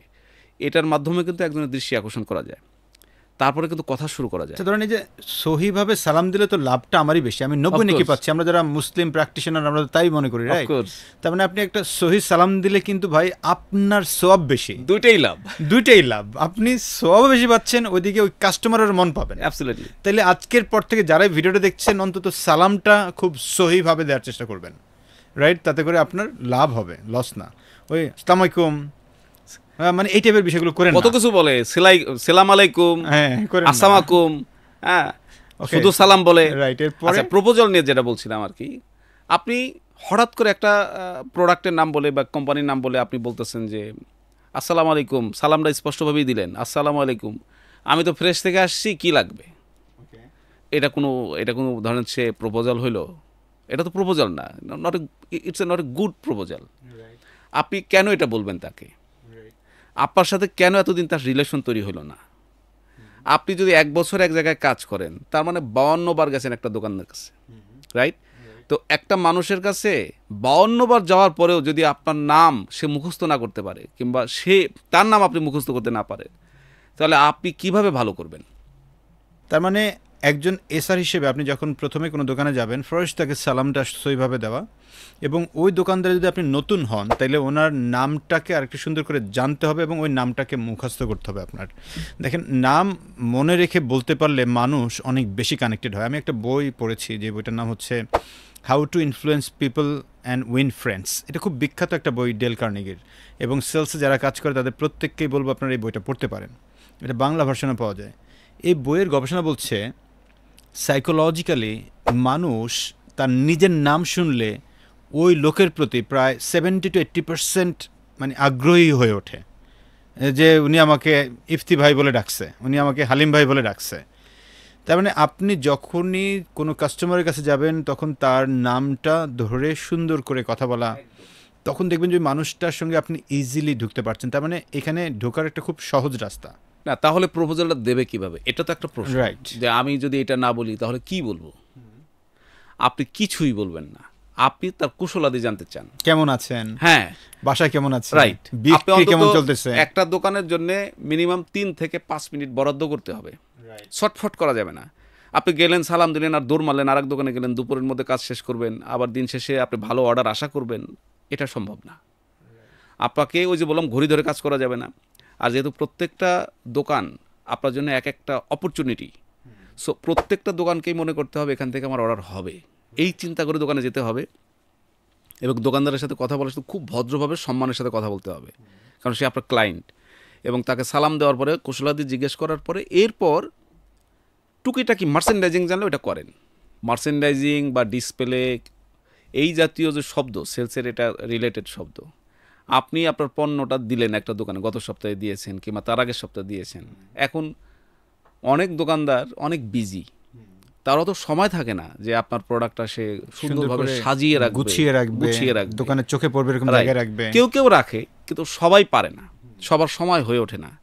যদি আপনার পণ্যটা আপনি আই ক্যাচিং করাতে পারেন, অর্থাৎ যেই কনজিউমারটা এই ধরনের পণ্য কেনে সে কোথায় এসে দাঁড়ায়, সেখান থেকে সহজে যেন আপনার প্রোডাক্টটা চোখে পড়ে, এবং সেখানে যদি গুছিয়ে এবং সুন্দর করে, ময়লা আবর্জনা লাগবে না, এমন একটা পজিশনে রাখতে পারেন, তাহলে আপনার পণ্যটা দ্রুত দোকান থেকে সেল হবে, তাহলে আপনার প্রি অর্ডার হওয়ার চান্স বেড়ে যাবে। হালিম ভাই, এখানে যদি আমি একটু কানেক্ট করি, রিসেন্টলি একটা ভিডিও খুবই ভাইরাল হয়েছে, যারা আরএফএল এর সিইওকে দেখেছেন, উনি কোনো একটা ডিপার্টমেন্টাল স্টোরে গিয়েছিলেন, গিয়ে দেখলেন যে ওনার ফ্রিজের মধ্যে প্রোডাক্টগুলো একটু কেমন জানি ময়লা পড়ে গেছে, উনি নিজেই এটাকে একটা রুমাল নিয়ে খুব সুন্দর করে মুছে টুছে দেন উনি এটাকে আবার রেখেছেন। সো এটাও তো একটা এক ধরনের ডিসপ্লে বা মার্চেন্ডাইজিংয়ের মধ্যেই পড়ে, রাইট? তার মানে আমরা যারা সেলস রিপ্রেজেন্টেটিভ আছি, এই কাজটা করাটা আপনার আসলে বাধ্যতামূলক ভাই। কেন? আপনি যদি ভালো করতে চান, আপনার প্রোডাক্ট বিক্রি বেশি করাতে চান, তার মানে এই মার্চেন্ডাইজিং বা ডিসপ্লে করার জায়গাটাতে আপনার ইনপুট দিতে হবে। হ্যাঁ, আপনার এই কথার সাথে আপনি যে অনেকে কমেন্টস করবে, মার্চেন্ডাইজার রাখতে পারেন না, মার্চেন্ডাইজার থাকলে তো এগুলো করবে তারা, সেলসের লোক সেলসের কাজ করবে, আবার ওইটা কেন করবে? ওকে, একটা কথা মনে রাখতে হবে আমাদের সবাইকে, যে রাধে সে চুলো বাঁধে, সে চুলো বাঁধে। সো ভালো রাঁধুনি ভালো চুলো বাঁধতে পারে। মনে রাখবেন যে কোনো কাজই আপনার না যদি আপনি না করেন, আবার সবই আপনার কাজ যদি আপনি করেন। এখন কোনটা আপনার সামনে আসবে, করা উচিত মনে করা উচিত, সেটা করা উচিত। আচ্ছা, মার্চেন্ডাইজিং আরেকজন এসে করতে হবে কেন? আমার মার্কেটে যদি সুযোগ থাকে, যদি নাই থাকে অন্য কোনো লোক, বা আমার সুযোগ থাকলে আমি করবো না কেন? এটা তো আমারই তো বিক্রি বাড়তেছে। না, আপনি এটা এটা এটা আপনি একেবারে সত্য কথা বলছেন, কিন্তু আমাদের মধ্যে অনেকেই আছে যারা মানে সিনিয়রও হয়ে গেছে, তারা মনে করে যে মার্চেন্ডাইজার আলাদা একটা পোস্ট, এটা তাদেরই কাজ। কিন্তু আসলে আমাদের করণীয় কাজ, চোখের সামনে যেটা পড়বে সেটা যদি আপনার দায়িত্বের মধ্যে চলে আসে, মনে হবে এটা আমার কাজ। মার্চেন্ডাইজার যে কাজটা করে সেটা আপনার কাজই করে, আপনি করলে সমস্যা কোথায়? সালিম ভাই, আপনি বললেন যে তার কুশলাদি জিজ্ঞেস করা, কেমন আছেন জিজ্ঞেস করা, একটু ডিসপ্লে বিষয়গুলোতে দেখা, এরপরে তাকে আসলে কিভাবে শুরুটা করবে? এরপরে যদি আপনার পণ্য আগে থেকে থাকে, আপনি সেই পণ্য সম্পর্কে জিজ্ঞেস করার মাধ্যমে অফারটা করতে পারেন। ধরেন আমি নুডলসের বিজনেস করি, ধরেন নুডলসের কথা জিজ্ঞেস করবে যে ভাই কিংবা চাচা কিংবা যাই বলুক না, সম্বোধন করার পরে আপনার কাছে 8 পিসের নুডলসটা যে দিলাম, ওটা তো দেখতে পাচ্ছি না, সবই কি বিক্রি করে ফেলছেন না আছে? কথার কথা এভাবে জিজ্ঞেস করে শুরুটা করবে এভাবে। সে কিন্তু অর্ডার চাইলো না, জাস্ট সে জানলো। এই জানার মাধ্যমে কিন্তু তার ফোকাস হয়ে গেছে অর্ডার করাটা, প্রপোজাল কিন্তু হয়ে গেছে অলরেডি।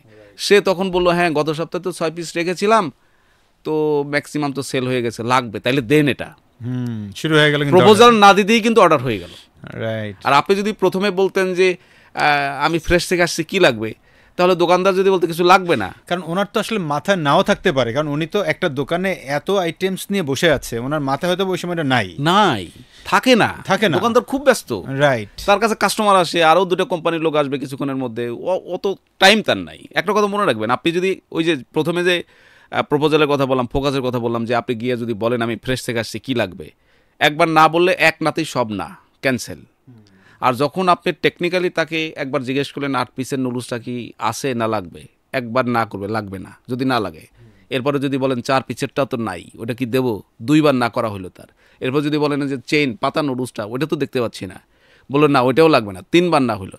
আপনি কিন্তু একটা দোকানদারকে 5বার না করানোর পর বলতে পারবেন যে এখান থেকে অর্ডারটা হইল না। যদি 5 বার না করাইতে না পারেন তাহলে কিছুতেই বলতে পারেন না যে আপনার চেষ্টার কোনো ত্রুটি ছিল না। আমাদের একটা অভ্যাস আছে, আমরা বলে থাকি স্যার চেষ্টার কোনো ত্রুটি ছিল না, শেষ করে ফেলছি, অনেক চেষ্টা করছি, তারপরে অর্ডার হয় নাই। আমি বলবো যে চেষ্টার ত্রুটির আপনি তখনই বলতে পারবেন একটা দোকানদারকে 5 বার না করানোর পরে। মারাত্মক একটা সূত্র, আমি এই সূত্র জানতাম না, আমি আপনার কাছেই শুনলাম।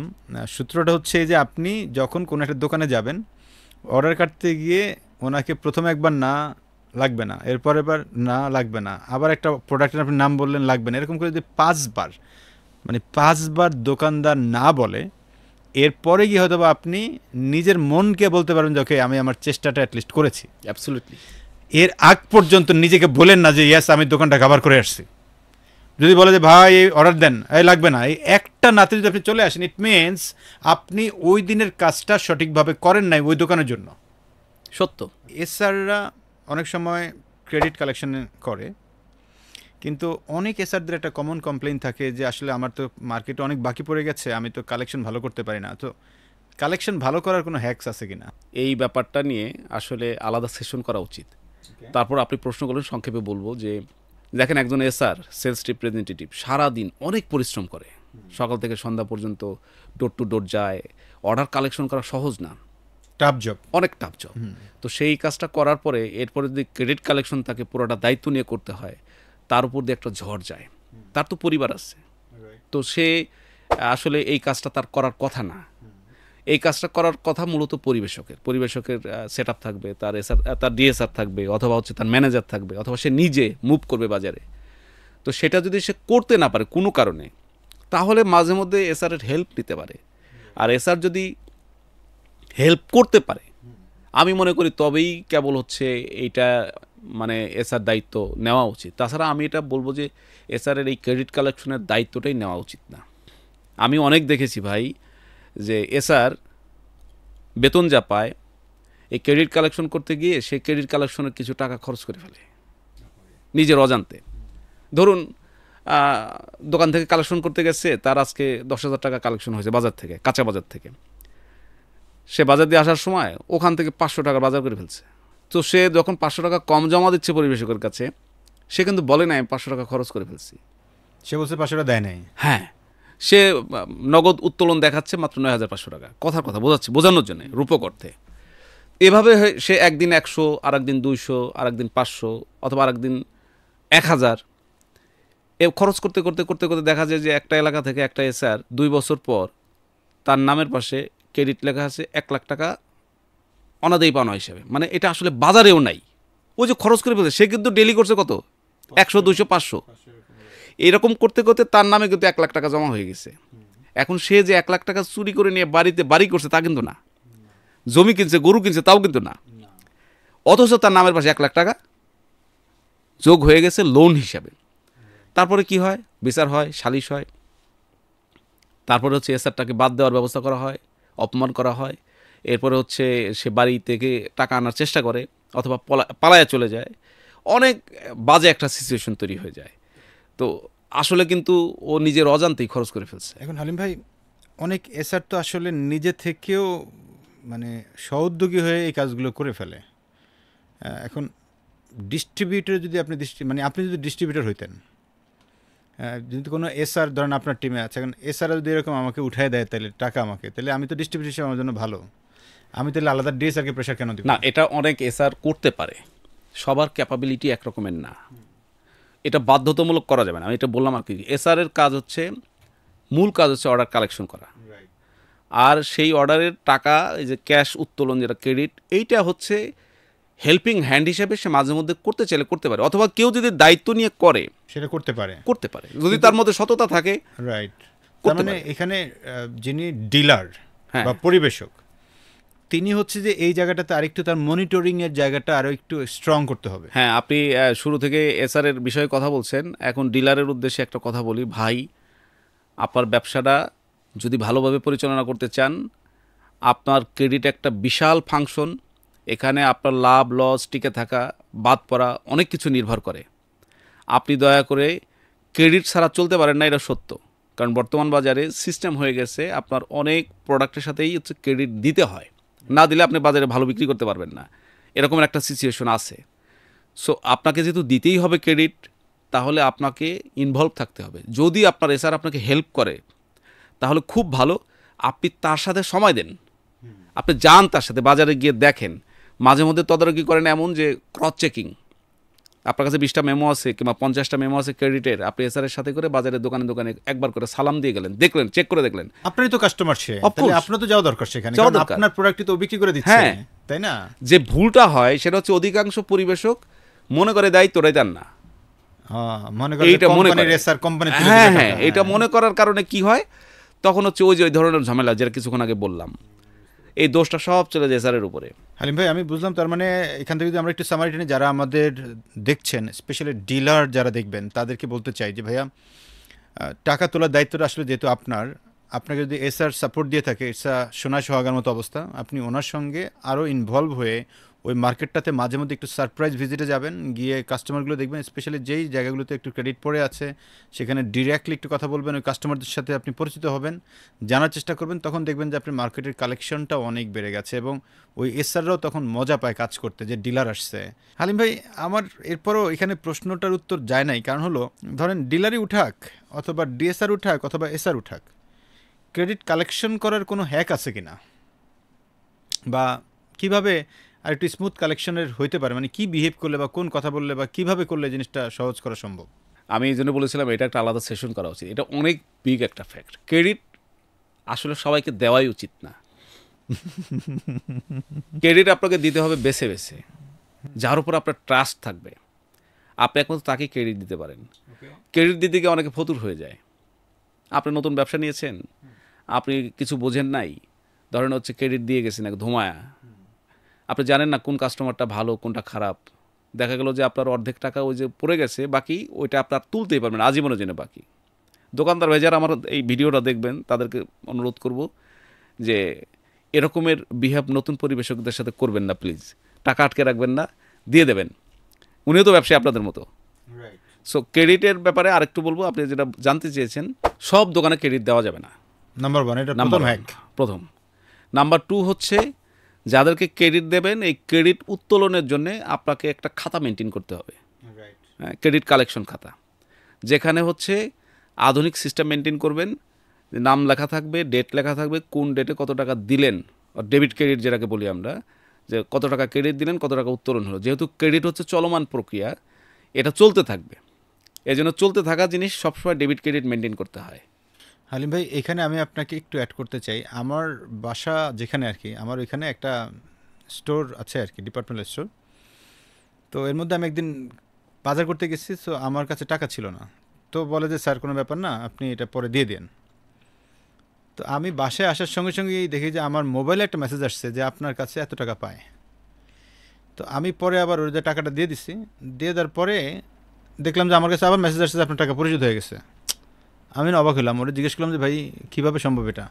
বলে স্যার আমি এখানে একটা সফটওয়্যার ব্যবহার করি, এটা খুব কস্টলি না, খুব নর্মাল একটা জিনিস। সেটা হচ্ছে আমার আজকে যদি কেউ বাকি নেয়, আমি এখানে মুহূর্তবিন্দু উঠাই, যখন আপনি ধরেন স্যার 1000 টাকা, আপনি 500 টাকা দিলেন, আমি 500 টাকা এখানে ইনপুট দেওয়ার সঙ্গে সঙ্গেই আপনার কাছে একটা মেসেজ চলে যাবে, আমার এখানে তো ডাটা আছেই। অ্যাট দ্য সেম টাইম আপনি যখন পরিপূর্ণভাবে কমপ্লিট করে দেবেন, তখনও কিন্তু আপনার কাছে একটা মেসেজ যাবে, এবং এইটাতে কিন্তু আহামরি কোনো খরচও না। সো আপনি যেটা বললেন যে খাতায়, এটাও মেনটেন করুক। অ্যাট দ্য সেম টাইম এখন মানে অনেক সফটওয়্যার আছে, যেমন আমি না বললেই নয়, দু একটা সফটওয়্যার, বাংলাদেশে টালি নামক একটা সফটওয়্যার আছে, যারা এটা ডিলার আছেন তাদের জন্য এটা ম্যান্ডেটরি এই ধরনের একটা সফটওয়্যার ইউজ করা, মানে মোবাইলের app, nothing else. Mobile app যেমন ব্যবহার করি ফেসবুক, এরকম একটা অ্যাপের মতো। তাহলে হবে কি, আপনার আজকে কত টাকা দিল ওই কাস্টমার, কিভাবে আপনি কালেকশনটা হলো, ওই রিটেলার দিল কি না, ডিলার কিন্তু এটা চোখের পলকে দেখতে পাচ্ছে, এবং তার জীবনটা অনেক সহজ হয়ে যাবে। অসাধারণ, আপনি একটা চমৎকার মানে বিষয় তুলে ধরেছেন। যদিও বা ক্রেডিট নিয়ে অত কথা বলতে চাইনি, তারপর চলে আসলো। আমাদের যারা পরিবেশক আছেন তাদেরকে অনুরোধ করব যে যেহেতু ক্রেডিটের সাথে জড়িত আছি বা হয়ে গেছি বা উপায় ছিল না, তো আমরা যেহেতু আর কোনো উপায় নাই, তাহলে কিছু উপায় মেনটেন করি যেন আমাদের ক্রেডিটটা সঠিক হিসাব থাকে। এটা তো সুবিধা হলো যে আপনার রিটেলার কত টাকা আজকে দিল আমার ওই সেলসের এসআর এর কাছে বা ডিএসআর এর কাছে, এটা কিন্তু তাৎক্ষণিক আপনি দেখতে পাচ্ছেন, কারণ এটা সেলসের যিনি রিটেলার সেই ইনপুট দিতে পারবে। অ্যাট দ্য সেম টাইম যদি সেই ইনপুট নাও দেয়, আপনার কাছে যদি ডিলার হিসেবে থাকে, আপনি একটা ইনপুট দেওয়ালে কিন্তু সঙ্গে সঙ্গে ওই রিটেলারের কাছে মেসেজ চলে যাবে। তার মানে মাঝখানে যদি কেউ টাকাটা খেয়ে ফেলে, উপায় নাই, ইনফরমেশন চলে যাচ্ছে তো। হ্যাঁ, আলটিমেটলি তখন কিন্তু ওই এসআর প্রশ্নবিদ্ধ হয়ে যাবে। এটা খুবই ভালো, এটা ভালো এটা খুবই সহজ একটা সফটওয়্যার। টালি বাংলাদেশি একটা প্রতিষ্ঠান, সো আপনারা চাইলে এটাকে ব্যবহার করতে পারেন। মানে আমি টালির কেউ না, সরি, হ্যাঁ, এরকম আরও কয়েকটা আছে, আমি জানি না সবগুলোর নাম। না, আমিও কিন্তু এই বিষয়টা এত ওয়াকিবহাল ছিলাম না, আপনার মাধ্যমে জানলাম। আমি আমার পরিবেশ, আরেকটা সফটওয়্যার আছে ব্যাপারী নামক একটা সফটওয়্যার আছে, টালি নামক একটা আছে। সো ব্যাপারী সফটওয়্যারটাকে আবার আমি চিনি। ব্যাপারীটা হচ্ছে ABP, academy of business professional, একটা আলাদা উইং, যেটাতে জিনিসটাকে আরও অনেক সহজ প্রক্রিয়া করা সম্ভব, সিম্পলি একটা মোবাইল অ্যাপ। তো আধুনিকের যুগে আপনি যত ডিজিটালাইজড হবেন, তত বেশি কিন্তু আপনার ঝুঁকি কমে যাবে। আর ভাই, পরিবেশকদের উদ্দেশ্যে আমার মেসেজটা বলে দিই, বাংলাদেশের যত পরিবেশক এই ভিডিওটা দেখবেন, সেটা হচ্ছে কাউকে ক্রেডিট দিতে বাধ্য করা হচ্ছে না। প্রথমে ক্ষমা চেয়ে নিচ্ছি, আপনি মনে করবেন না যে আমরা উদ্বুদ্ধ করতেছি ক্রেডিট দিতে। ক্রেডিট এটা হচ্ছে বাধ্য হয়ে যতটুকু দেওয়া যায় ততটুকুই দেবেন, অন্যথায় স্বপ্রণোদিত হয়ে ক্রেডিট দিয়ে বাজারটাকে নষ্ট করার কোনো যুক্তি নেই। বাধ্য হয়ে যতটুকু দেবেন, সেটা কিভাবে সুন্দর প্রসেসের মাধ্যমে আপনার টাকাটা উঠে আসবে সেই পদ্ধতি মেনটেন করার চেষ্টা করবেন, সবাই যেন আমরা ভালো থাকি। রাইট। অনেক সময় আমি একটা প্রশ্ন আপনাকে, এটা না করলে না, যদিও এটা শুনতে খারাপ শোনায়, আমাদের অনেক ডিলার এসআরের সঙ্গে খুব খারাপ বিহেভ করে। আমি এমনও শুনেছি আর কি, অনেক ডিলার এসআরের গায়ে হাত তুলছে, যদিও এটা মানে মহা অন্যায় এবং এটা কখনোই গ্রহণযোগ্য না। মানে বিষয়টাকে আসলে আপনারা কীভাবে দেখছেন, বা এটা আসলে মানে বন্ধ হওয়া উচিত কিনা, কি মনে হয় আপনার কাছে, বা এরকম ঘটনা আসলে ঘটে? এটা রেয়ার ঘটে, খুবই কম পরিমাণে। তবে যেটাই ঘটুক, কম হইলেও তো ঘটে, এটা মিথ্যা না। আমরা যদি জানতে পারি আমাদের তরফ থেকে, আমরা আমাদের সেপারেশন করে ফেলি, পরিবেশকের সাথে আমাদের সম্পর্কটা সেপারেশন করি, বিকজ এমপ্লয়ের গায়ে হাত তোলা খুবই অন্যায়। যদি তার অপরাধ থাকে, অন্যায় থাকে, পরিবেশক ভাইয়েরা আমাদেরকে জানাবেন, আমাদের জানানোর উপায় আছে।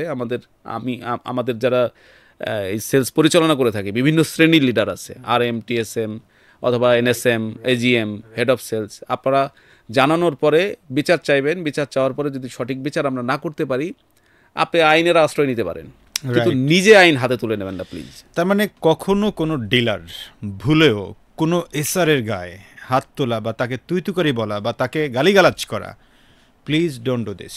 এটা আপনি করতে পারেন না, এটা আপনার রাইট নাই। রাইট? আপনি, এই মানুষটা আপনাকে হেল্প করছে, এই মানুষটা আপনার রুটি রুজিতে হেল্প করছে, এই মানুষটা আপনার ঘরের ভাত কিনে দেওয়ার মতো যে টাকাটা পাওয়া দরকার, সেই টাকা পাওয়াতে হেল্প করছে এসআর। তো এসআরকে উল্টো আপনি আরও মানে সমীহ করে চলবেন, ওনাকে পাইলে আরও চা খাওয়াবেন, ওনার সঙ্গে আলাদা আপনি আরও তেল মারবেন ভাই এসআরকে। এসআর যেন আপনার তেল না মারে, তবেই কেবল দেখবেন যে আপনার বিক্রিটা বাড়বে। মানে একজন ডিলার হিসেবে আপনার অন্যতম একটা কাজ হওয়া উচিত যে যত এসআর আছে সব এসআরকে তেলটা মারবেন আপনি উল্টা। কারণ কি? কারণ এই এসআরই কিন্তু আপনার বিক্রিটা করে দিচ্ছে। আপনি যে লাভটা পান মাস শেষে পার্সেন্টেজে, এটা কিন্তু বড় একটা অংশ আপনাকে কন্ট্রিবিউট করতেছে এসআর।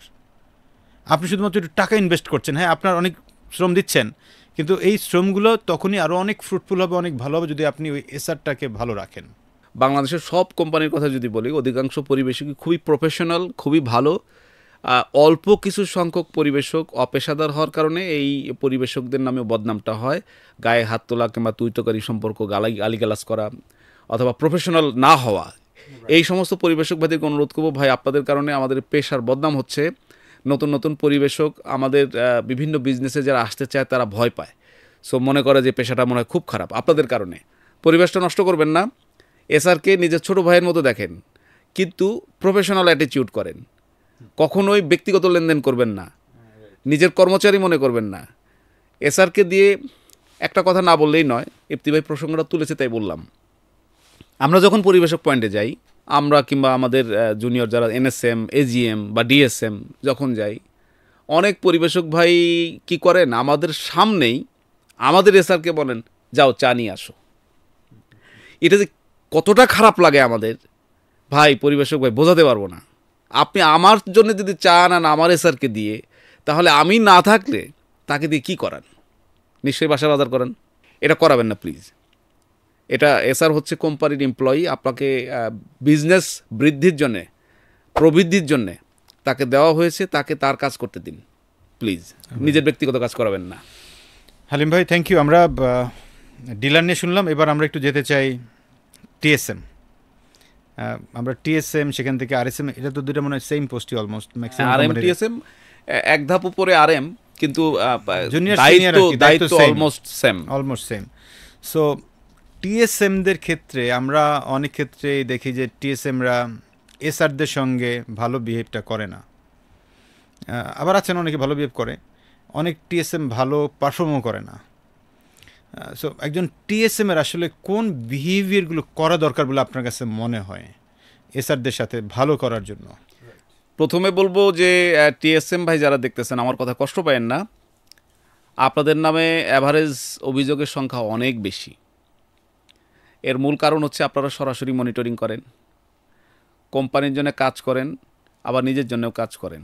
এটা করতে গিয়ে, অতিরিক্ত দায়িত্ব পালন করতে গিয়ে এমন ব্যবহার করবেন না, এমন আচরণ করবেন না যেটা মনে হবে যে আপনার সাথে কেউ করলে আপনি তখনই চাকরি ছেড়ে চলে যাবেন। আপনার পেশাদারিত্ব এটা যেন অনেক বেশি মধুর হয়। এসআরদেরকে নিজের পরিবারের সদস্য মনে করেন, তাদের কাছ থেকে কাজ আদায় করার জন্য তাদের কাজ শেখান। কিন্তু এই যে গালাগালি করা, কিছুক্ষণ আগে বলেছিলাম যে মানে রাপ অ্যাটিটিউড করা, মা বাপ তুলে গালি দেওয়া, অথবা এমনভাবে মানসিক প্রেশার সৃষ্টি করা, এটা করবেন না। হালিম ভাই, এখানে একটা বড় প্রশ্ন আমার আসে। আমি ওই দিন আমাদের বাংলাদেশের কোনো একজন স্বনামধন্য ট্রেনার, নাম না বলেই নয়, রাজীব ভাই তো প্রচুর আপনাদের প্রবেশিক লেভেলে প্রচুর ট্রেনিং করান। তো উনি একটা কমেন্টস লিখেছেন বা একটা স্ট্যাটাস দিয়েছেন, যেটা আমার কাছে মানে মনে হচ্ছে যে আপনাকে যেহেতু আসবেনি আপনাকে প্রশ্নটা করবো আর কি। উনি লিখেছেন এরকমটাই, টিএসএম এর কাজ হচ্ছে বা আরএসএম এর কাজ হচ্ছে পরিবেশকের কাছ থেকে ক্রেডিট কালেক্ট করা। এসআররা রিটেলের কাছ থেকে কালেক্ট করছে, যদিও তার দায়িত্ব না হলেও সেটা করছে, এটা সে তার দায়িত্ব পালন করছে। কিন্তু একজন টিএসএম এর বা একজন আরএসএম এর একটা ডিলার থাকে, তো এই ডিলারের টাকাটা আসলে টিএসএমকেই করা উচিত। এইটাকে কি আপনি সাপোর্ট করেন কিনা, করলে কেনই বা সাপোর্টটা করেন, ওয়াই? রাজীব ভাইয়ের মন্তব্যটা সঠিক, আমি তাকে সাপোর্ট করি। প্রথমেই তার পক্ষে উত্তরটা দিলাম। এর পাশাপাশি বলবো যে আসলে ওই যে দোকান থেকে অর্ডার বের করাই একমাত্র এসআরের কাজ না, মার্চেন্ডাইজিংও তার কাজ, আবার হচ্ছে ক্রেডিট কালেকশন তার কাজ না, আবার কখনো কখনো কালেকশন তার কাজ, আবার পরিবেশক থেকে প্রাইমারি বা ডিও বা এসও, আমরা যে নামই ডাকি না কেন, বা ক্রেডিট, এই টাকাটা বের করার জন্য এসআরের এটা কাজ না, কিন্তু সেটাও এসআরকে প্রয়োজনে তাকে করতে হয়। তো টিএসএম তো এখানে এসআরকে অনেক বেশি প্রেশার ক্রিয়েট করে। সো এটা কি টিএসএম দায়িত্ব নেওয়া উচিত না, আপনার কি মনে হয়? কোম্পানির কথা যদি বলেন, বিভিন্ন কোম্পানির টিএসএম এর ক্যাটাগরিটা বিভিন্ন রকমের, টিএম টিএসএম বা জেডএম, যে নামে ডাকেন না কেন। ধরেন কিছু কিছু কোম্পানিতে এক ডিস্ট্রিবিউটর এক টিএম বা এক টিএসএম, কিছু কোম্পানিতে একজন টিএসএম এর আওতায় 15 জন ডিস্ট্রিবিউটরও আছে, 20 জনও আছে। তো যখন একজন মানুষ 20 জন অথবা 15 জন ডিস্ট্রিবিউটরকে মনিটরিং করেন, তখন তার জন্যে ওই এসআরের হেল্প নেওয়ার প্রয়োজন পড়ে। যে আজকে তো ক্লোজিং, তো আপনি একটু আপনার পরিবেশককে বলেন যে টাকাটা বিক্রি হয়েছে ওইটা যেন সে অনলাইন করে দেয়। অফিসিয়ালি রুল কি? ধরেন আমি আপনার এই কথাটা বুঝতেছি, আপনি যেটা বলতে চাচ্ছেন আমাকে যে একজন টিএসএম আন্ডার যদি 15টা বা 10টা বা 8টা এরকম ডিলার থাকে, তাইলে তার জন্য টাফ। এটা তো হচ্ছে আমার একটা কথা, সেখানে আমার এসআর হেল্প করলো। কিন্তু মানে একজনও যদি থাকে পরিবেশক, ধরে নিলাম, সেখানে অফিসিয়াল রুল কি? এটা কি এসআর অফিসিয়াল রুলসে টিএসএম কে টাকা বের করতে হবে? মানে অফিসিয়াল রুলটা আমি শুনতে চাচ্ছি যে অফিসিয়াল রুলসটা কি? এটা কি টিএসএম কে উঠাইতে হবে নাকি ডিস্ট্রিবিউটর থেকে টাকা উঠাতে হবে টিএসএম কে? রাইট, আমি এই কথাটাকে একটু আপনার কাছ থেকে শুনতে চাচ্ছি যে একজন টিএসএম এর কাজ হচ্ছে ডিস্ট্রিবিউটরের কাছ থেকে টাকা তোলা। এই জায়গাটাতে এসআর আপনি হেল্প নিতে পারেন, বাট এসআর কে আপনি প্রেশার ক্রিয়েট করতে পারেন না, ওটার জন্য বাধ্য করা যাবে না, বাধ্য করা যাবে না। সেই জায়গাটাকে আমরা একটু মেসেজটা দিতে চাই টিএসএমদেরকে, বিকজ আপনি আপনার টিম পরিচালনা করছেন, that's very good one. At the same time আপনার কেপিআইয়ের আরেকটা কাজ হচ্ছে আপনার পরিবেশকের কাছ থেকে সঠিক সময়ে টাকা তুলে এটাকে আবার কোম্পানির জায়গায় পৌঁছানো। তো সেখানে আপনি আপনার টিমের হেল্প নিতেই পারেন, খুবই স্বাভাবিক, কিন্তু আপনার টিম আপনি নেবেন। কিন্তু বিষয়টা যেন এরকমটা না হয় যে না ভাই আপনি বাধ্যতামূলক, আপনি এটা করবেন, এটা আপনার কাজ, এটা আমার কাজ না, এইরকম একটা অ্যাটিটিউড না হয়। একদম না। কেউ কেউ কোনো টিএসএম এটা করে থাকেন, এটা করা উচিত না। Right right. টিএসএম সম্পর্কে যদি আপনি আরেকটা কথা বলি, ওদের এমন একটা পোস্ট বাংলাদেশের প্রেক্ষাপটে, টিএসএম হচ্ছে বাড়ির বউয়ের মতো। অনেক বউ মানে কি বুঝলাম না? মানে বাড়ির বউ, এটা হচ্ছে যত ভালো কাজ করুক তার কোনো সুনাম নাই। আগের দিনের বউয়ের কথা বলতেছি, বর্তমানে তো আর এরকম হয় না, সুযোগ হয় না।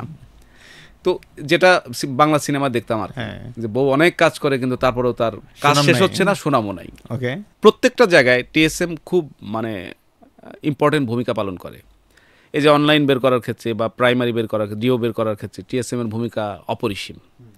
কিন্তু তারপরও যদি এটা খারাপ হয়, প্রথম আঙ্গুলটা তোলা হয় টিএসএম এর দিক, ইউ আর ব্যাড, আপনি পারেন নাই। আবার যখন হচ্ছে এসআর বিক্রি করতে পারে নাই, এসআর এর সেলস খারাপ, তাহলে আবার এসআর ফাঁকি দিয়েছে, ওইটাও বলা হয় ইউ আর ব্যাড, তোমার এসআর কাজ করে না। হ্যাঁ, আবার যখন হচ্ছে কোনো একটা জায়গায় হচ্ছে এসআর চুরি করছে, সেখানেও টিএসএম এর উপর হ্যাঁ তোমার এসআর চুরি করছে, তুমি খারাপ, ওকে ধরো, ওকে বাদ দাও। কাকে? টিএসএম কে। স্যান্ডউইচের মতো উপর থেকে প্রেশার, নিচে থেকে একদম প্রেশার। একদম একদম মানে টিএসএম পোস্ট হচ্ছে সব দিক ম্যানেজ করে তাকে চলতে হয়, যার কারণে ও কখনো কখনো প্রেশার নিতে পারে না। এই কারণে এসআর দেশে তো রাব বিহেভ করে ফেলে। তো এসআর ভাইদেরকে বলবো যে টিএসএম আপনার বড় ভাই, আর টিএসএমকে বলবো এসআর আপনার ছোট ভাই, এমনভাবে চলাফেরা করেন যেন কেউ কাউকে ভুল না বোঝেন।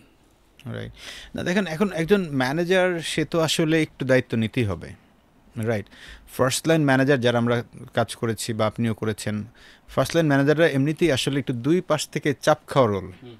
অ্যাট দ্য সেম টাইম এটাই একমাত্র সুযোগ যেখানে আপনি ম্যানেজারিয়াল কাজগুলো শিখে শিখে শিখে শিখে শিখে বড় হবেন। সো এই জায়গাটা যদি আপনি একটু ফাঁকিবাজি করে বড় হইতে চান, তাহলে কিন্তু আপনার ক্যারিয়ারটা আগাবে না। তো এখানে আপনি ভালো করতে চাইলে কিন্তু আপনার অনেকগুলো কাজ করতে হবে, অনেক প্রেশারও নিতে হবে। এক্সাম্পল, আপনি আপনার রিটেলার পয়েন্টে আপনার কলিগদের সঙ্গে নিয়মিত ভিজিট করা, ডিলারের সাথে সুসম্পর্ক মেনটেন করা, কোনো কমপ্লেন আসলে দেখা, মার্কেটে গিয়ে আপনার কলিগদেরকে আলাদা করে ইন্সপায়ার করা, মোটিভেট করা, তাদের সঙ্গে মাঝে মধ্যে একসাথে চা খাওয়া, সেই চায়ের বিলটা আপনি দিবেন, আপনি শুধু আপনার চায়ের SR কাছ বিল থেকে না, নেন না। হ্যাঁ, শুধু চায়ের বিল না, দুপুরবেলা যখন হচ্ছে একসাথে কাজ করে তখন ম্যাক্সিমাম ক্ষেত্রে টিএসএম হচ্ছে এসআর এবং টিএসএম একসাথে খাওয়ার বিলটা টিএসএমই দেয়। ওই বেচারার আসলে কোনো সুনাম নাই। বাংলাদেশের যত টিএসএম আমার কথা শুনতেছেন হয়তো খুশি হচ্ছেন, আমিও ছিলাম তো এই পোস্টে, আমি জানি যে এই পোস্টে আসলে কোনো তেমন সুনাম নাই। তারপরে বলবো যে আপনাদের ভূমিকা অপরিসীম, সেলুট আপনাদের। রাইট। একটা কোম্পানির ব্যাকবোন বলা হয় কিন্তু ফার্স্ট লাইন ম্যানেজারকে, মানে মেরুদণ্ড। কোম্পানিতে আপনি মেরুদণ্ড চিন্তা করেন, সেটা হচ্ছে ফার্স্ট লাইন ম্যানেজার। কারণ ফার্স্ট লাইন ম্যানেজার যতটা বেশি মানে এক্সপার্ট হবে, ওই কোম্পানি তত বেশি কিন্তু শার্পলি মুভ করবে। অনেকে মনে করে যে এসআর মানে আমার সবচেয়ে প্রথম কাজ। নো, এসআর থেকে অনেক গুরুত্বপূর্ণ ভূমিকাটা পালন করে বেসিক্যালি একজন টিএসএম বা একজন আরএসএম। উনি ওনার এই এসআরকে ঠিক রাখা, তাকে দিয়ে কাজ করানো, নতুন নতুন মার্কেট ক্রিয়েট করা, তাকে দিয়ে টার্গেট অ্যাচিভ করানো, এরকম অসংখ্য কাজ করে কোম্পানিকে আলটিমেটলি টাকাটা পৌঁছানোর মূল কারিগরটা কিন্তু ওখান থেকে তৈরি হয়, রাইট। আপনি একজন জিএম হিসেবে কিন্তু আপনার পক্ষে একজন এসআরকে চালানো কখনোই পসিবল না, very much tough, very much tough. So সেখানে কিন্তু আপনার হয়ে কাজটা করছেন কিন্তু একজন টিএসএম। সো টিএসএমের এই গুণগুলো থাকা খুব জরুরি, লাইক তার মধ্যে ইন্সপায়ারিং করার একটা মানসিকতা, কাজ একসাথে করে দেখানোর যে একটা প্রবণতাটা, একসাথে একটু মার্কেটে বেশি বেশি থাকা। দেন অনেক সময় হয় কি, অনেক টিএসএম আমি যেটা দেখেছি যে ভাই বলবে যে আপনি 8:30টার সময় মার্কেটে আসবেন, কিন্তু সে যায় 9:30টার সময়। এইটাকে আপনি কীভাবে দেখেন? ধানের মধ্যে চিটা ধান থাকে আর কি। কিছু দুষ্টু টিএসএম হয়ে যায়, খুব চালাক চতুর অভিনয় করে ভালো কাজ করছে এক সময়, কিন্তু আসলে সে অতটা ভালো না। সে সবসময় এসআরের ঘাড়ে বসে খাইতে চায় আর কি। সোজা কথা, একদম সোজা বাংলা, সেলসের ভাষায় বললাম। ওই টিএসএমগুলো হচ্ছে কাজ করবে না, শুধু গালাগালি করবে এসআরদেরকে, আর হচ্ছে সব কাজ এসআরকে দিয়ে করাইতে চাইবে। এ ধরনের কিছু মানুষ, কিছু টিএসএম আছে, যার কারণে টোটাল সেক্টরের বদনাম হচ্ছে। তো আমি বলবো যে টিএসএম ভাই যারা আছেন, নিজেকে বস মনে করবেন না। বস মনে করলেন তো আপনার টিম থেকে আপনি বিচ্ছিন্ন হয়ে গেলেন। নিজেকে লিডার মনে করেন। একটা নৌকা বাইচ দেখেন নেই সবাই, অনেকেই দেখছি, আমি দেখছি নৌকা বাইচ, সরেজমিনে দেখেছি। একটা নৌকায় বৈঠা মারে, ধরেন এপাশে ওপাশে মিলে 15 জন 30 জন। একটা লোক কিন্তু শুধু দাঁড়ায় থাকে, একটা হাল ধরে, এবং সে হচ্ছে নাচতে নাচতে নৌকাটা চালায়, এবং সেই কিন্তু নৌকাটাকে একদম গন্তব্যে নিয়ে চলে যায়, এবং তার কারণে কিন্তু নৌকা সবার আগে যায় অথবা সবার পিছিয়ে যায়। কিন্তু বৈঠা কিন্তু মারে ওই যে যারা বৈঠা মারে, যারা যারা মাল্লা বলে আর কি, মাঝি কিন্তু শুধু হাল ধরে। এখন মাঝির হাল ধরারও যদি ঠিক থাকে, তাহলে মাল্লারা কিন্তু ঠিক মতো বৈঠা মারতে বাধ্য। তো টিএসএম এর ভূমিকা অ্যাজ লাইক অ্যাজ মাঝি, আর এসআর এর ভূমিকা হচ্ছে অ্যাজ লাইক অ্যাজ মাল্লা। মাঝি মাল্লার সমন্বয় ঠিক থাকলে তাহলে আপনার নৌকা যথাযথ জায়গায় পৌঁছে যাবে। আপনি একসময় আরএফএলে কাজ করেছেন, সেখানে ফ্রুটো নিয়ে কাজ করতেন।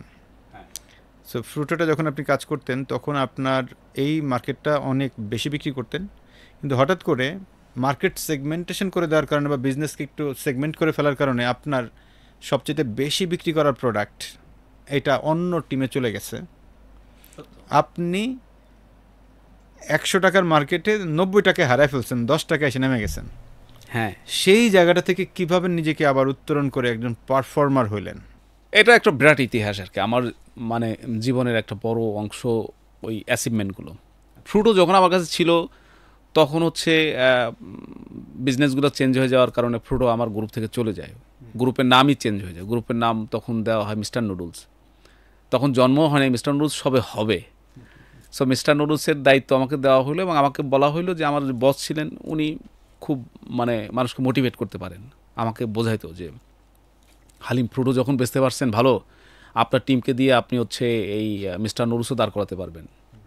ওই টাইমে হচ্ছে বাজারে হচ্ছে একমাত্র প্রতিযোগী কোম্পানি একক বিজনেস নেসলের ম্যাগি। সো ম্যাগি ব্যবসা করতেছে, ওই ফাঁকে হচ্ছে আমরা নিয়ে আসলাম মিস্টার নুডলস। তখন মার্কেটের সাইজ খুব একটা বড় না, হয়তো বা ম্যাগি তখন হচ্ছে 12, 13, 15 কোটি টাকা মাসে বিক্রি করে। তখন আমরা হচ্ছে ভাগ বসাতে আসছি আর কি, নতুন মেশিন, সব কিছু নতুন, অনেক স্ট্রাগল ছিল। সো যাই হোক, আমরা হচ্ছে 1 বছরের মাথাতেই আমাদের যে ক্যাপাসিটি ছিল ইউজ করে ফেললাম। ক্যাপাসিটি কত ছিল? ক্যাপাসিটি 3.5-4 কোটি। 3.5-4 কোটি টাকা 1 বছরে বিক্রি করে ফেলছেন? হ্যাঁ, 1 বছরের মাথায় এসে আমরা ওটা টাচ করে ফেললাম, নতুন ব্র্যান্ড। ও মাই গড। সো আপনি কি তখন ওই লাইনের কোন পজিশনে ছিলেন? আমি তখন ডিজিএম। ডিজিএম, ইট মিনস তার মানে আপনি ওই লাইনটাকে দেখছেন? হ্যাঁ, লাইন হেড। লাইন হেডটা আপনি, তার মানে আপনার হাত ধরে মিস্টার নুডলসের যাত্রা শুরু, এবং আপনি প্রথম বছরেই কোম্পানির যে ফুল ক্যাপাসিটি অলমোস্ট 3.5 থেকে 4 কোটি টাকা বিক্রি করে ফেললেন।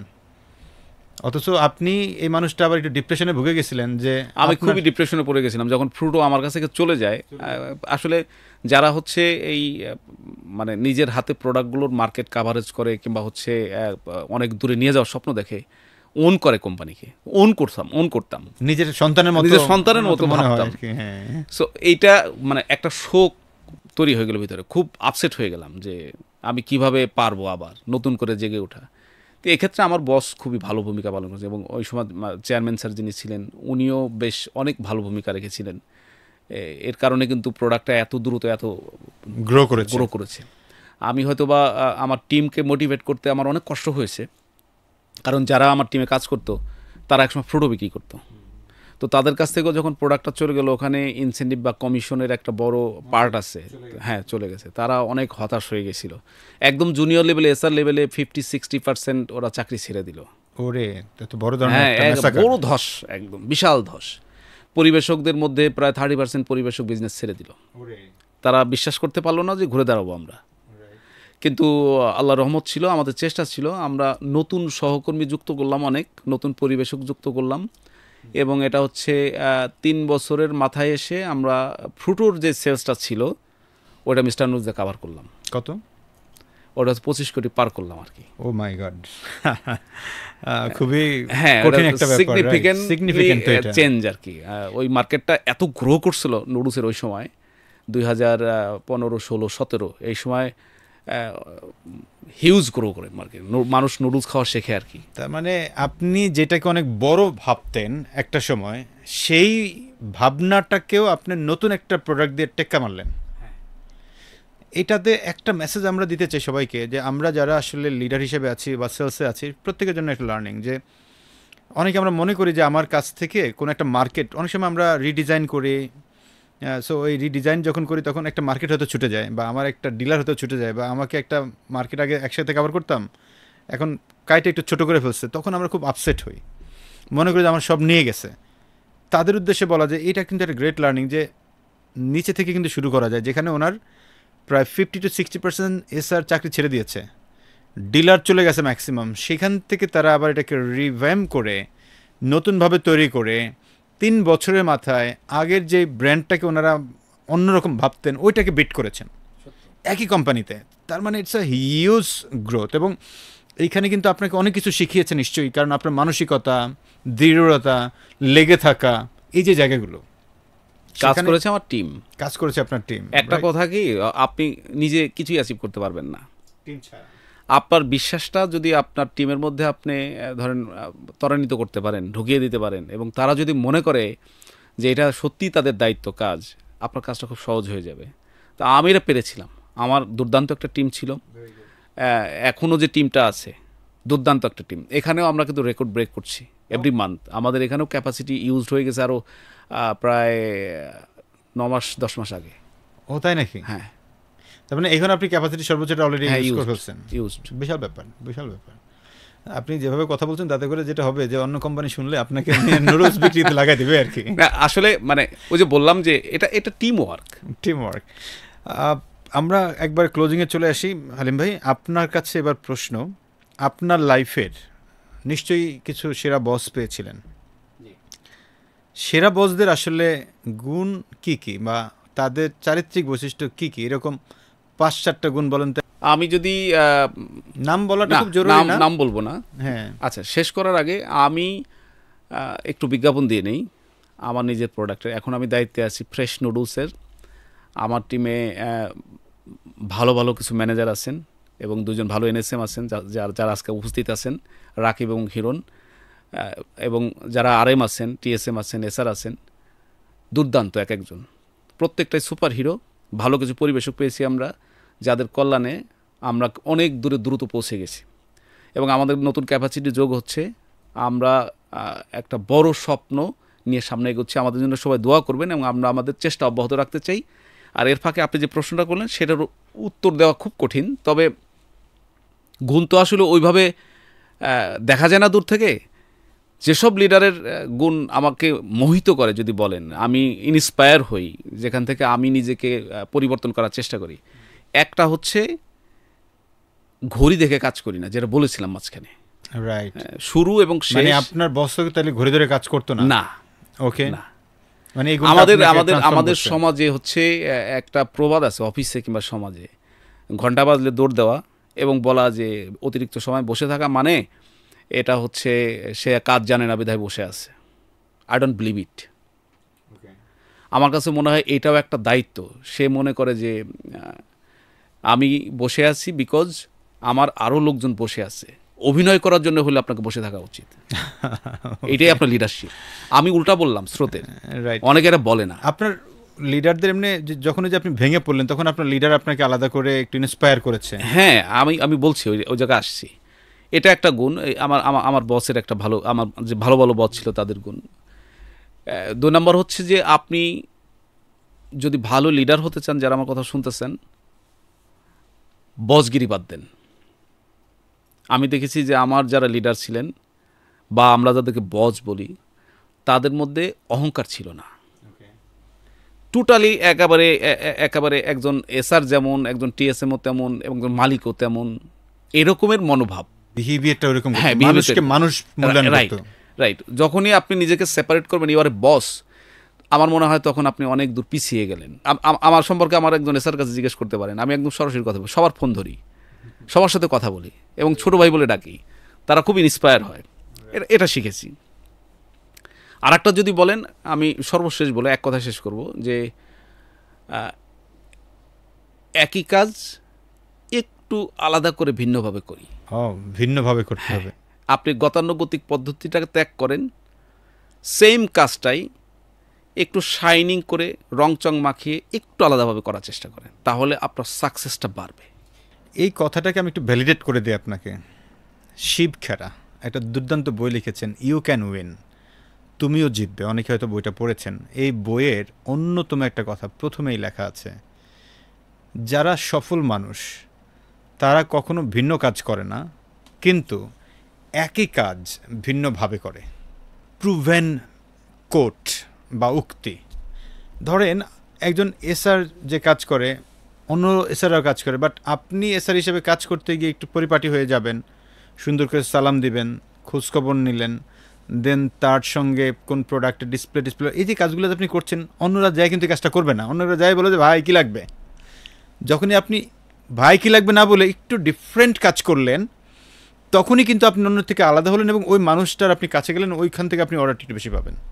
তার মানে একই কাজ একটু ভিন্নভাবে করার কথাটা আপনিও সেখানেই বললেন। হ্যাঁ, আমি সেটা নিজে করার চেষ্টা করি, আমার টিমকেও সেটা শেখানোর চেষ্টা করি। রাইট, থ্যাংক ইউ আলিম ভাই। আমরা অনেকগুলো কথা শুনেছি। আপনাদের লাস্ট আমাদের সেলসের এসআর যারা আছেন বা টিএসএম আছেন তাদের উদ্দেশ্যে, এফএমসিজি সেক্টরের উদ্দেশ্যে কিছু বলতে চান, স্পেশালি সেলসকে নিয়ে? তাদেরকে বলবো যে এখানে অপরচুনিটিজ আছে, সুযোগ ওপেন। আমি একজন এসআর ছিলাম, সেলস রিপ্রেজেন্টেটিভ ছিলাম, আমি সেলসের জিএম এখন। বাংলাদেশে আর কোনো পেশা এরকম আছে কিনা জানি না, এত উপরে ওঠা যায়, এত উপরে ওঠা যায় কিনা। এটা একমাত্র সেলসেই সম্ভব। রাইট। সো এটা যে শুধু আমি একা এই এক্সাম্পল তা কিন্তু না, অনেক আছে, আমার চোখের সামনে আরো অনেক আছে। রাইট, অনেক আমি দেখেছি। কমপক্ষে আমি যে আগের কোম্পানিতে চাকরি করেছি ওখানে প্রায় 20 থেকে 25 জন এসআর থেকে GM। বর্তমানে যে মেঘনা গ্রুপে আছি ফ্রেশে, এখানেও একই পদে, আমার কাছাকাছি পদে কিংবা একই পদে অনেকে চাকরি করতেছে যারা এসআর ছিলেন। কেউ কিন্তু আমরা আলাদিনের জিন না, বা আমাদের আলাদিনের জিন নাই। সো আমরা স্ট্রাগল করে উঠে এসেছি, এখনও অনেকে উঠে আসতেছে। সুযোগ ওপেন আছে, আপনি বিশ্বাসটা রাখেন, হারাবেন না বিশ্বাস। নিজের চেষ্টা করেন, আর দুষ্টু বন্ধুর সঙ্গ ত্যাগ করেন। দুষ্টু বন্ধু মানে কলিগ আছে কিছু যারা আপনাকে হয়তো বলবে হ্যাঁ নেগেটিভ মানুষ। আপনারা একই ম্যাচে ঘুমান, হয়তো আপনার আগে চলে আসে সে আপনাকে বলে যে আরে এত কাজ করে কি হবে। আপনি ওই বন্ধুর সঙ্গ ত্যাগ করেন, ও সারা জীবন এসার থাকবে। রাইট। আপনি যদি তাই থাকতে চান তাহলে তার কথা শুনবেন। তার মানে সঙ্গ দোষ একটা অনেক বড় দোষ ভাই। হ্যাঁ, এটা সব ক্ষেত্রে এড়াইতে হবে। রাইট। আপনারা যারা এসআর আছেন একটা স্বপ্ন নিয়ে এগোতে থাকেন, এবং যারা পড়াশোনা শেষ করেছেন, মেধাবী আছেন, তাদেরকে অনুরোধ করব যে আমাদের এই পেশায় যুক্ত হন। কেন যুক্ত হবেন? এই পেশায় মেধাবী লোক কম আসে।